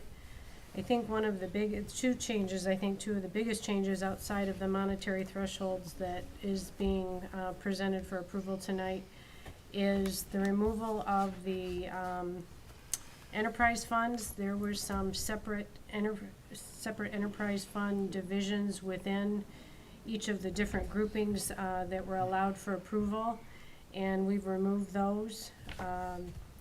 We did have we looked into 5 different communities, and none of them had to split out with the enterprise funds. It was the same divisions for all of the departments to fall under. And the other thing that we decided to add, if it's approved tonight, because, so we've got the 3 different divisions. The smallest division is purchases from under 15,000, I'm sorry, can be approved by department director. And then the 15,000 to 35,000 requires supervisor approval and, sorry, I have other comparables on here, supervisor approval and a minimum of 3 bids. And we added to this that the supervisor then will also report any of that activity on a quarterly basis to the board. We could add that at the end of the meeting, we thought, even under communications, just for, to be open and transparent. And then the last division is for purchases that are over 35,000. Those require not the supervisor approval or written internet quotes or bids. Those require, quotes, I'm sorry, those do require a sealed bid and approval by the township board. And I would also mention that the comparables that we had were all within figures, changes that had been made by municipal communities fairly recently. I think the oldest one was even 2021, so that's what's before you tonight. Thank you, Carrie. Any questions for members of the board? Treasurer Brown? So I was a little hesitant at first on this, but because I want to make sure there's transparency for the board. And so the inclusion of items related to these transactions that would happen in that $15,000 to $35,000 window would be reported by the supervisor at future meetings. It would include things like the quotes they got and maybe some little information about what they were doing. And then any board member that would read that in a packet would have the ability to call up the department head, the next day, or as soon as they read it, and ask questions about that, and they're happy to discuss those things. And if the board feels it needs to come to the board, then they could ask for that to happen too. It'd be after the fact, but we can discuss the process. Absolutely. Trustee Ritchie? Yeah, I guess to piggyback off that comment is, I guess my concern was, I think quarterly on those things is too long to wait, for the information. To me, it needs to be somehow put in the packet, like you said, it could be in at the end of the detail, but something to, there again, a list that you can look at and review on an ongoing basis. And I just think items, if we wait for, like, say something happens in January, we don't review it until into March or April, it's like it's long gone by without, if we can look at it fairly quickly, I'm not saying, I don't want to say it has to be in the next board packet each time, but, something, I'd say within that month of it happening to review it, so. And that's, kind of goes with the last one, where I just think there should be an ongoing list where you can review that and then, investigate at will. Okay. Trustee Stonian, you would like to say? I was just saying, I agree with them that there's obviously no rush to get it jammed in if it happens like right before the meeting, but as soon as reasonably possible, it should be worked in to be presented. Okay. Does this Trustee Moraco? address anything in the petty cash area? No.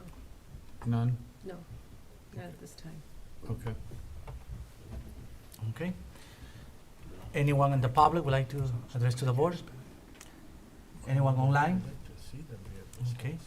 Any other motion? Anyone would like to make a motion? I'll make a, Go ahead. I'll make a motion to amend the Charter Township of Independence. Oh, that still says operating. That's not right. Hold on. It shouldn't be operating. It should be the, amend the procurement, petty cash, and credit card policy as presented. Okay. I think as amended. Do you want to change Or that as amended. second part? Thank you. Yeah. Okay. Motion has made and. A second. Trustee Alamato seconded. Okay. All those in favor? Aye. Aye. Any opposed? Motion carry. Okay. Number 8. Here is the request for the resolution to amend Independence Township employing no union policy and benefit manual, and this is basically what it is so it's very difficult sometimes when you see we compete with a lot of communities like Orion, Orkland, and White Lake, other communities to retain employees and to hire employees. And that I have been talking with some directors, and some of the directors saying, Jose, when we have we hire new employees, sometimes they have more vacation, they have more benefits than some of our directors.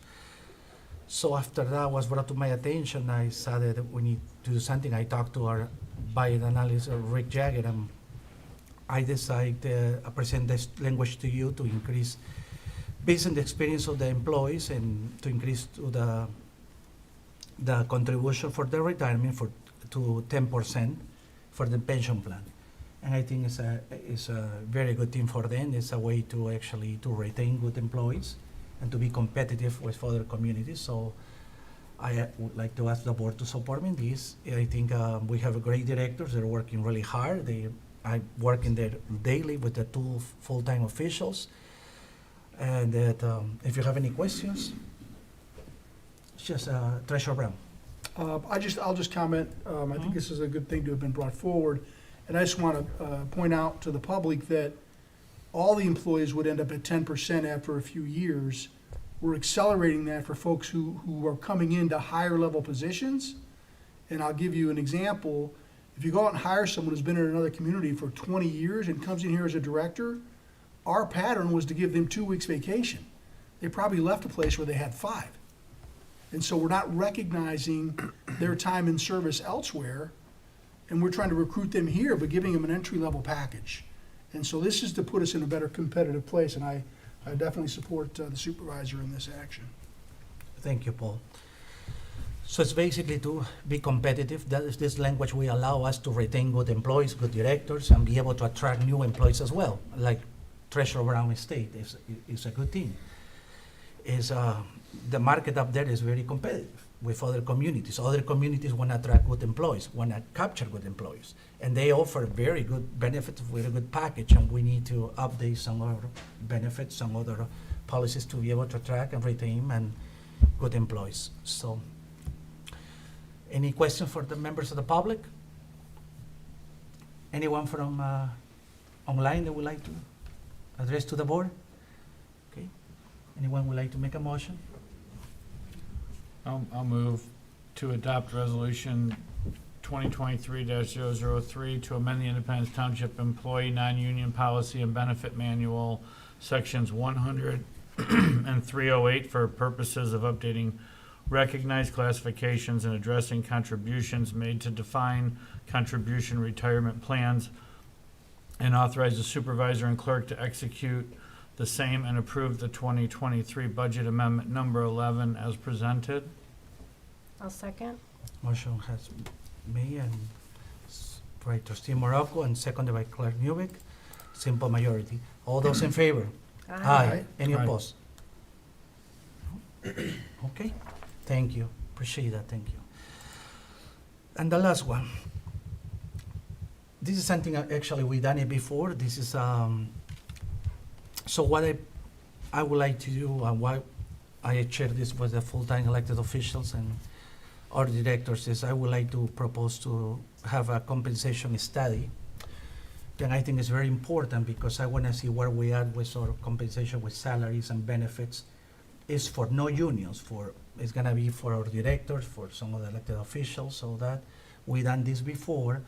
And there was 3 companies. We have a quote from 3 companies, and then I saw Gov HR USA LLC is the most competitive. And also I hear good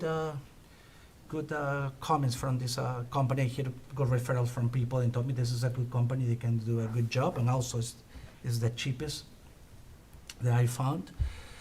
That's gonna allow us to know where we at in comparison to other communities. Again, part of this language and this package tonight is to be able to attract good employees and also the process to hire and retain employees. It's gonna help us a lot. At least we would know where we are and compare with other communities, what they're doing with us, and we can, if we need to update, we're gonna update based on these studies, and I think it will help. It will help our community, to us to make a better decision. Now we have inflation, we have a lot of factors up there that is affecting some of the townships. So I need to look at it all around and see what is up there. Any comments from members of the board? Sure, Trustee Alamato. I'll be honest, this is one I had a problem with. Which one? This MAIF, like, Oh, why, we have to spend this kind of money to find that out, because I thought you can look that up almost anywhere nowadays, can't you? I mean, you can't go to Orion and see what their clerks are making and what kind of benefits they have.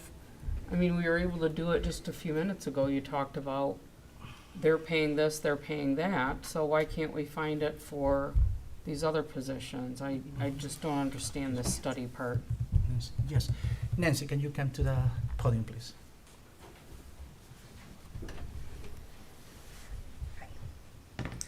So if I could answer your question directly, the reason you would use the compensation study is for one-offs, you can generally, pull that type of an information.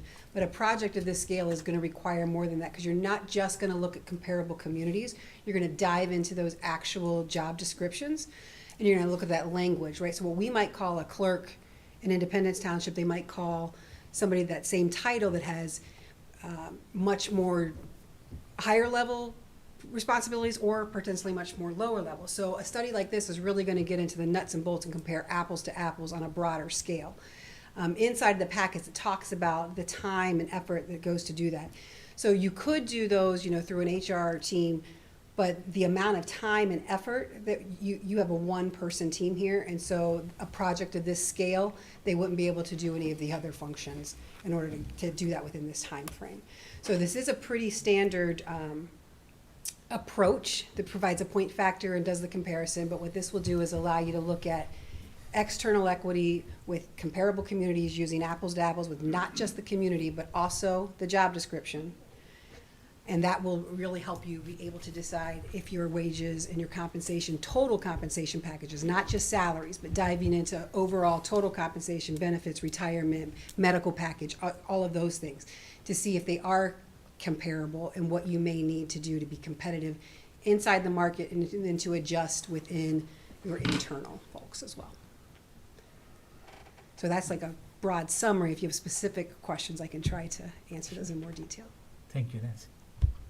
Any other questions? Just a comment, if we were just looking at salaries, I'm with Terry, I mean, we can, the internet's a powerful thing, you can find out a lot of information, but if we're trying to put the package together is kind of where I'm, if we're gonna get a spreadsheet that's gonna say, here we are, and here's the 12 categories of vacation time, hours worked, compensation, 401k match, and we're gonna see that like that, I could see the real benefit, because when you offer people a package to come to work for you, all of those things come into play to entice them or to just, to discourage them from coming to work for you. So if you're telling me that it's a very in-depth, it is everything that has to do with the employee from start to finish at each level of what we're looking at, then I could see the value of it. I think that it has to be that detailed to justify it, not just we're paying 89K to somebody to do this job and they're paying 91, that's not, I don't see a value in that. So I'm glad you expressed what we did, and if that's in fact what you're saying is going to happen, then I'm more in line to say that we have a comprehensive report that should last us a while, that we could adjust and utilize that for some time, not a one-off hiring spree. Exactly, right. This helps you put your whole compensation package and your whole hierarchy and your whole system in order, and also help you develop some policies and things like that that would go into place so that you can make adjustments moving forward.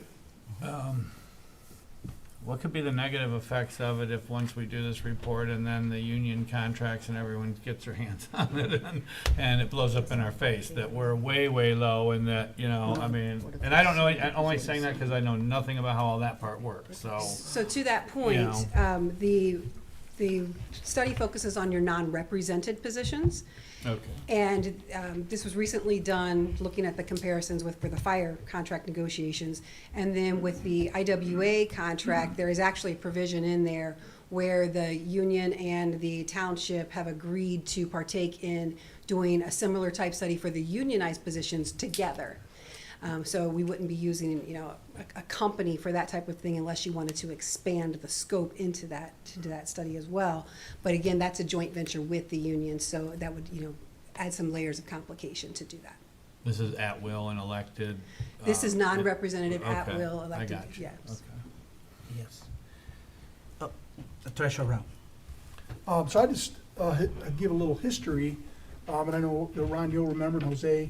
I think we did the study in 2015, the last study we did, and the results of that showed that some of the compensation levels were in the 25th percentile.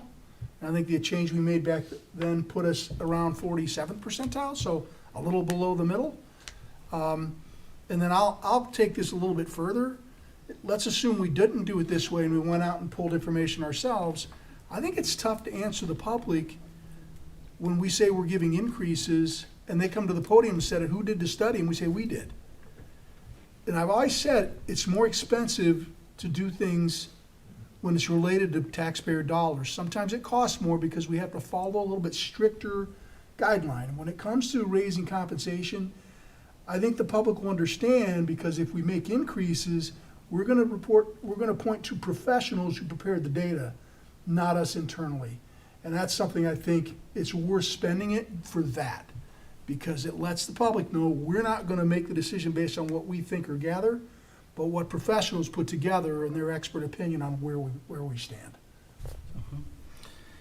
Yes. Thank you, Paul. Thank you. Trustee Richie.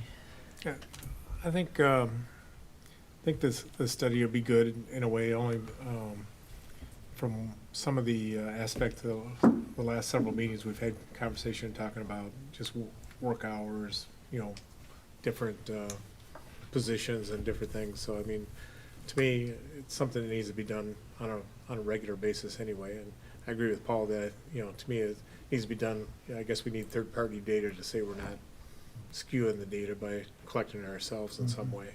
So it's very expensive. I guess I'm not necessarily in favor of, you know, doing it very often, but it's been, you know, 8-9 years now, so it's you know, it's getting probably to be about time. But I think the most important thing is if we are looking at making other changes, we need this baseline data to go along with any other ideas that we think we're changing. I guess it gets back to the previous motion that we made on those people. It's like, you know, if we had better data, you know, maybe that would support that move as well. So what we're doing. So I think it's always subjective every time we make a pay change or make a, you know, rate change on somebody, that, you know, are we doing the right thing or not? So I think, you know, having a study at least gives us some basis to refer to, like a checkpoint anyway, so. Absolutely.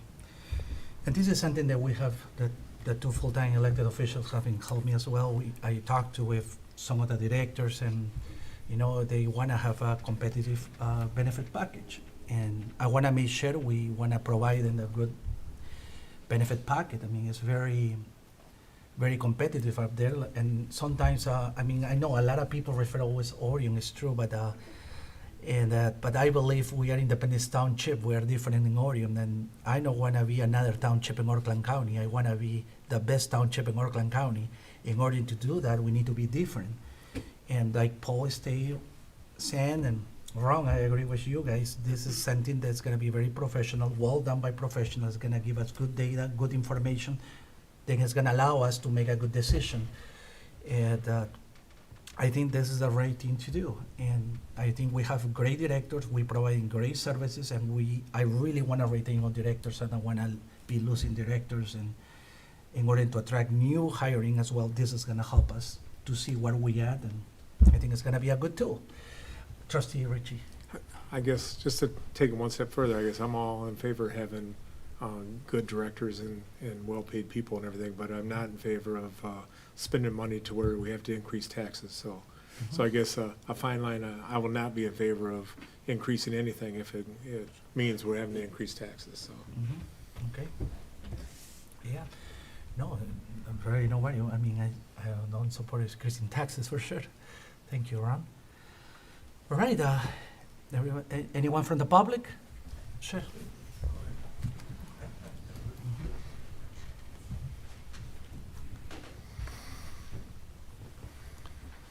Basically, it's just a comment. Linda Bazone, 7925 Foster Road. I was looking, and I understand compensation. I work in the private sector, and I know getting good employees is difficult. But I was, and especially I was looking at your website as the positions that you have available, and most of them are the seasonal and the part-time jobs, which even in the private sector, trying to get a part-timer is almost nearly impossible. People need to put food on the table, and 20 hours a week isn't gonna do it. It's not gonna pay the mortgage. So I get that. But, you know, talking about the one-offs, I did look at some of the jobs that you have available, and when I compared them to the private sector, which I'm sure you're probably looking at government to government, but still, I mean, as a taxpayer, I'm looking at what we're paying. It seems to me that we're already paying 20% more than the private sector, and that doesn't even include the fringe benefits, which I have no idea what their fringe benefits are. You know, retirement, 401ks, pensions, you know, vacations, whatever. So again, you know, I'm just asking that the board do their due diligence, and again, not put that burden on the taxpayer, because right now, it looks to me, just on the few that I looked at, you know, the one-offs, that you're already paying 20% more than the private sector.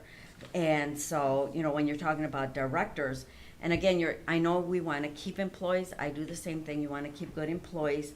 But again, in the end, that department head has a responsibility to themselves and their families. And sometimes they're willing to go somewhere else and give up those fringe benefits because they want something different. Maybe there's an opportunity for more advancement. So that doesn't mean that you're going to keep them. But it didn't seem like we really had a lot of openings, so I'm not sure where the concern for retaining, because it looks like you guys are doing a good job in retaining who you have now, and sometimes throwing more money at it isn't going to solve that either. So anyway, there's just a comment. Thank you. Okay, sure.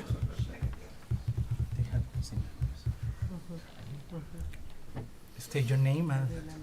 Yeah. Hi, it's Vincent Bizone, 7925 Foster Road.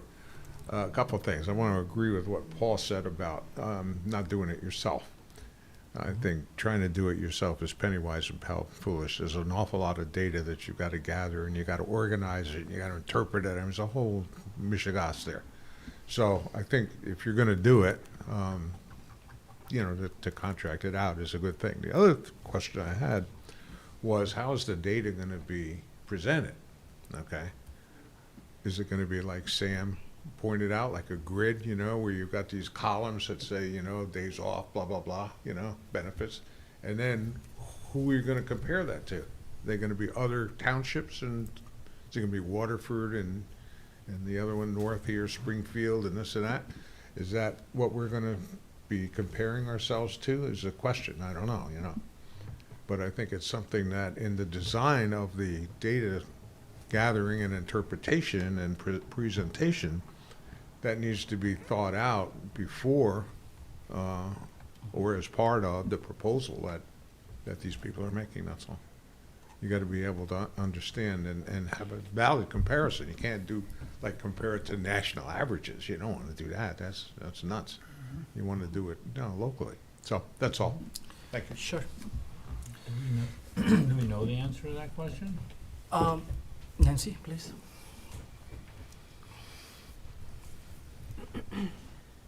So the two questions that I heard were, what would be the comparables and what would the report look like?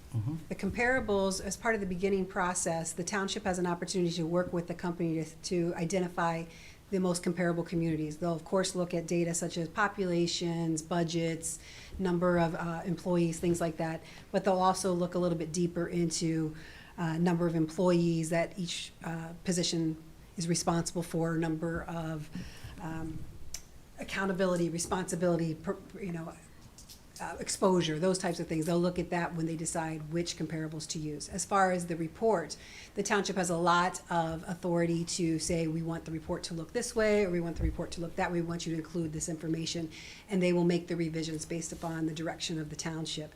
As it stands, it should include graphical and table information that provides particulars, whether it's inserted into the actual report or supplemental information in appendixes at the end of the report. But there'll be a narrative, and then there'll also be captures of actual data, numbers, and then rankings to show that.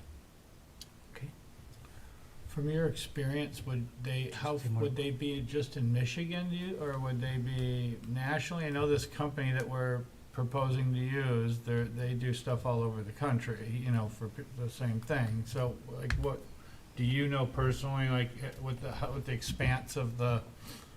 Yes, so typically when you do a compensation study, of course your focus is going to be on the comparable information, but as a frame of reference, you should generally be provided some national information, and then it'll be either regional and or state, and then it'll narrow it down even further into more local type of municipalities, so that you have a really good picture of what those compensation packages look like at the different levels and how you rate and compare amongst those.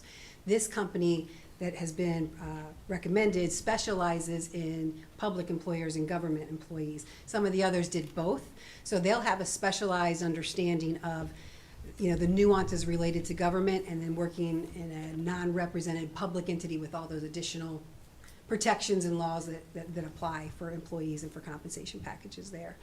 So in my experience, you show a picture of all, but you drill down into the local. Thank you. Okay. Trustee Lamont. My only fear with opening up this can of worms is it could truly backfire on you. If you get this report, and let's say we're shown closer to the bottom or whatever, and people see that community XYZ over here is up here, and we can only afford to bring them here, they might leave anyway. Do you understand what I'm saying? If you're gonna compare communities around, and they're offering, let's say, 35% more than we are, and we can only afford to give them 20% more, they might leave anyway. So I really just don't know that this is going to have people stay because you show them a chart. That's all. Sure. I'm going to play the devil's advocate real quick on that. Just one second. All right, Trustee Morocco. Okay. We lost a building inspector to a local community for like 30% more of their pay. So that's how far out of touch we were, or we are, with some other municipalities. So I'm just playing the devil's advocate on what you're saying, that it could also shed light on the fact that we are behind the times, and that we could be at risk. But I mean, it could go any way. But that caught my attention when we lost an inspector for such a huge amount that another community could afford to pay them, over 30% more than we were.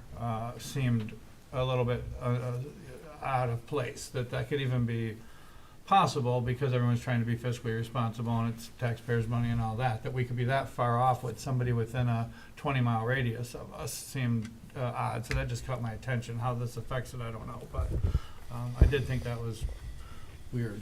The alternative side of that, though, also is, of course, is that you could call around and ask anybody and get information, because it's public information. You could FOIA, say, hey, what are the salaries somewhere else? But all you're going to get is that raw number, whereas this study is going to be able to show you the total compensation. So as where you might have a 30% salary increase in another community, if you line up all of the other benefits in the total compensation, it might reduce that amount, or what is offered here might be more compelling to someone else. So at least employees would have the choice to know exactly what they're getting here versus elsewhere, because we are seeing that those fringe benefits are absolutely very enticing for candidates and hires outside of just the plain salary information.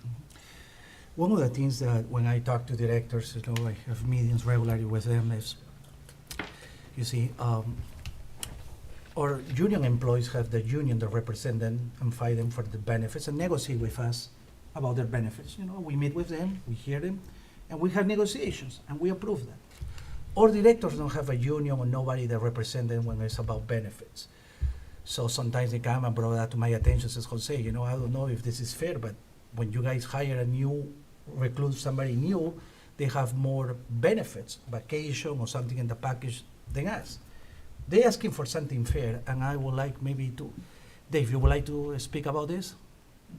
Say a few words. I know because you keep looking at me. If you do, because we have a No. no. If you don't, it's fine. It's a sensitive topic. You're fine. No. So I don't want to put you in the spot, Dave. But you look at me, but I think it is that I think I want to do something fair, and I think this study will reflect something that was fair. And we done it before. It's nothing new, nothing like totally new.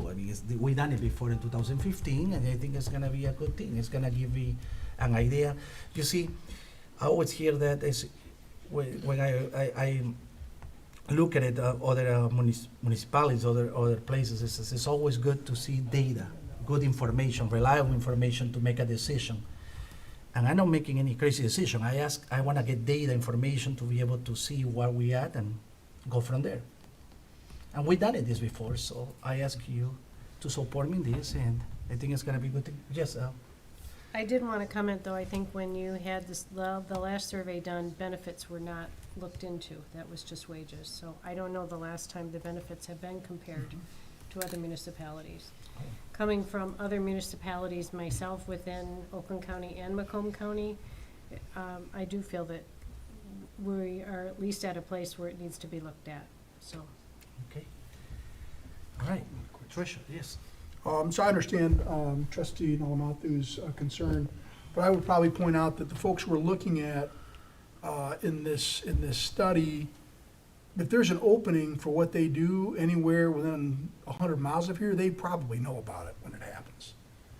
Because, there are groups that talk to each other, and that kind of information just ends up out there. So this study's not really going to change that.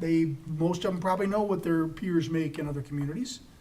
They meet, they go to these events, and they talk about it. So I think the information's out there ready for that. Okay. All right. Yeah, all right.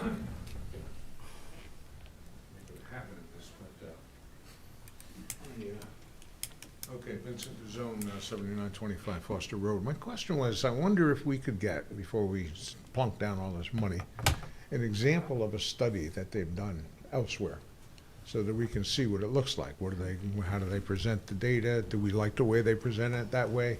Do we want to make changes in the way they present it? And to do that, have you seen I have. You have? I have. Oh, okay, you have. Yes, and I've seen them, and then I've worked on them from both ends, and so you can work with the provider to tailor the report. Yeah, so that exactly. it's in the format that you like. Okay, so that you can do that within the structure of the It's program. within the scope of work. They agreed that they will present that report in a manner that, Okay. is And so digestible. you have to determine what form you wanted it. Sounds like.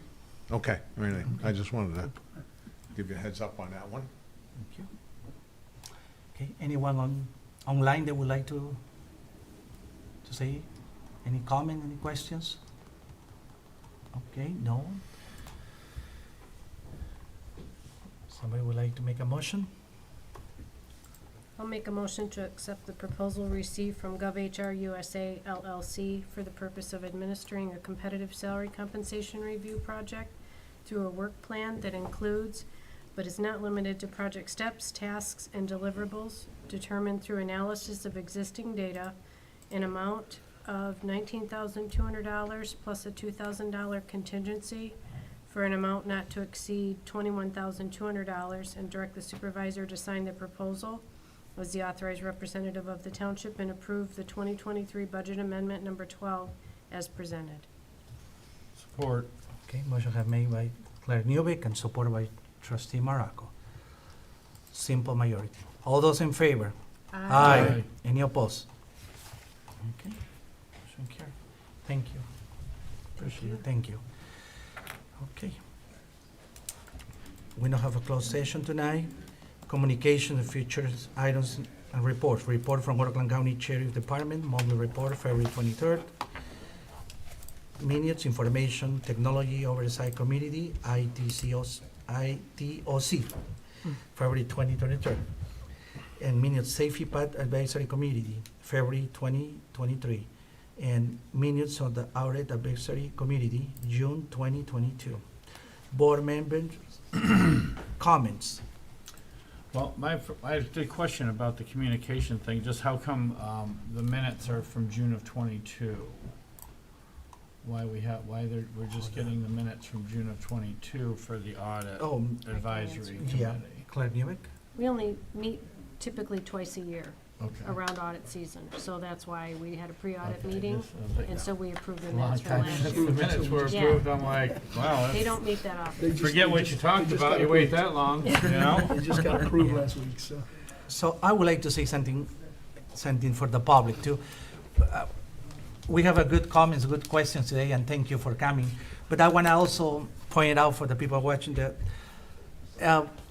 when we started, basically it's in November, it was brought to my attention we need to spend $700,000 for heating and cooling for Brady Lodge. And we, the board, we make a decision, and we got Trustee Morocco actually working in Brady Lodge. Instead of spending $700,000, we're spending $200,000. And it's for heating and cooling, and also for the new roof, and we're gonna have insulation. So we save $500,000 right there. Clarkson News, we used to be spend a lot of, we used to have 4 pages. Now we're used to 2 pages. We're saving money right there as well. The grant writer, the intent with the grant writer is actually to bring more money from the federal government, from the state government, and the county. By having a grant writer, and we're gonna have that position filled in the future, very soon, near future, that's gonna help us to get more money and help our directors or departments to be able to utilize the money to, some upgrades or some of the needs that we need to keep providing our benefits. So in the last 4 months, we have been saving money, and we're looking forward to bring more money to the township. I mean, I hear good points, you guys are spending money, but also we've been proactive by working together to reduce some of the cost of some of the expenditure, saving taxpayer money, and also be able to attract more money in the future. And also, what we did today is put together a language that's gonna help us to retain more employees, retain good employees, and also to hire good employees, to be competitive. So overall, I think we've done very good in the last 4 months. Yeah. That's all I'm gonna say. Ron's got something. Okay, Ron, yes. Well, just to rebuff that a little bit, you're not saving money because the estimate that came in for Brady Lodge at $700,000 was never considered or even proposed to be voted on because it was so ridiculous. So there was never any intent to spend $700,000 on heating and cooling at Brady Lodge. So I guess to say you're saving $500,000, that's kind of a miscommunication of that money. And on the Clarkston News, I guess I'm disappointed that we're not communicating with the public once a month like we used to. Used to be each department and the directors would put in information of what's going on with their particular department. And since you've taken office, basically that's been eliminated. So we're not doing anything. The supervisor report is basically pictures of you sitting at your desk or whatever saying, yay, Independence Township. There's no articles that are telling people what's going on with the township and what's going on with each individual particular department, which we had before. So I feel that's less communication going on, not more. So. Well, when I went to see how much we spend in 4 pages, and I talked to some of the directors about what we do. If you look previous class to me, we don't have what to put there. I asked this before, and we just have parts and recs, some of the coupons or something, and we were spending a lot of money on that. So we reduced it to 2, but I asked the directors if we had something to share to the committee is important, we will spend the money for 3 pages and 4 pages. But we don't need to just spend money in putting something to complete because we don't have nothing to share to the community, and we save money there. When we're coming about the heating and cooling, since Brady Lodge was established or built, we didn't have heating and cooling for a long time. It was a venue just for one season. And when I asked the director what we need to do to accomplish that, the director says we need $700,000. And everybody had the idea. It was on the video presentation that says $700,000. So we put a lot of time, and we involved Trustee Morocco as a builder to see if it's really $700,000. At that point, says I don't have $700,000. It took a lot of work to find out that we can actually spend less money to do that, and we work really hard. We work hours and hours until we find out, hey, we can do this. By the way, the roof that got put in there on 2013 is supposed to have to last for 30 years. It's already in bad condition that we need to replace the roof. And I didn't know. If we didn't take a look on it and Sam didn't do that, we probably have a lot of leaking by now, a lot of problems. But because Sam got involved and all that, we ended up doing it for $200,000, and we take care of not just hitting and I wasn't objecting but to I know, the I work that understand. Sam's done. I understand your point. But when I got in office, I was told was $700,000, and I was trying to figure out where I'm gonna come back with $700,000. And we have a lot of good work with Parks and Rec and Sand, and we end up, spending less. I mean, previous administration, they saw $700,000 they didn't even look into. I actually went there and looked into. I spent several hours with our directors and Sam and tried to get something done, and finally we do it, and we get the job done. But I understand what you're saying, yeah, but it was a scary number when it's at $700,000. And I'm glad that we take care of that, and thanks for you guys' support. We taking care of business with $200,000. Sure, I'm gonna continue that. If I see something that was presented to me with $1 million, $2 million, I keep doing this. I'm gonna be looking around. Oh, really? Let's look for quotes. Let's work together. If I can save a nickel, I will save a nickel. I can save a dime, I will save taxpayer dollars a dime. I keep doing this, and I think some people will appreciate that. But no, thanks. I mean, thanks. You support me in this, and I think it's gonna be a good thing. All right. Yes, sure. So I just want to make a comment about the newspaper change. Sure. I have no opinion on that, really, to be honest with you, but what I did find, though, which has been pretty good, is you allowing access to the residents with the coffee thing. And I've been to the last two of them, and both times, people came in that were upset about something. And, after an hour of addressing their concerns, having just regular conversations with them, explaining things to them, on both occasions so far, everybody left in a good mood with a much clearer, understanding of the question. Some people were questioning a single hauler at the last thing, and Jose explained stuff to them about that. Some people were about the excess road money. So even to have the park came up at one of them. So it's kind of really weird because there's just a lot of different people that just have questions that are hard to get answers to, and you can't get it by standing at the podium, in 5 minutes making a presentation. And I think that is going to help us curb some of the misinformation that people have.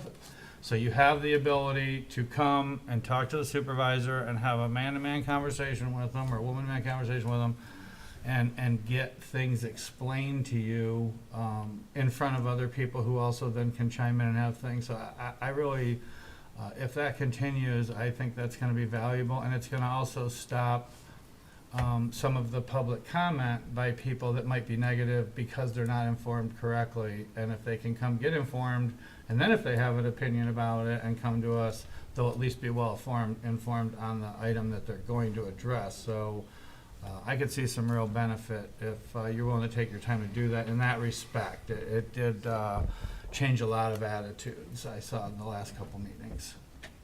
So that's all.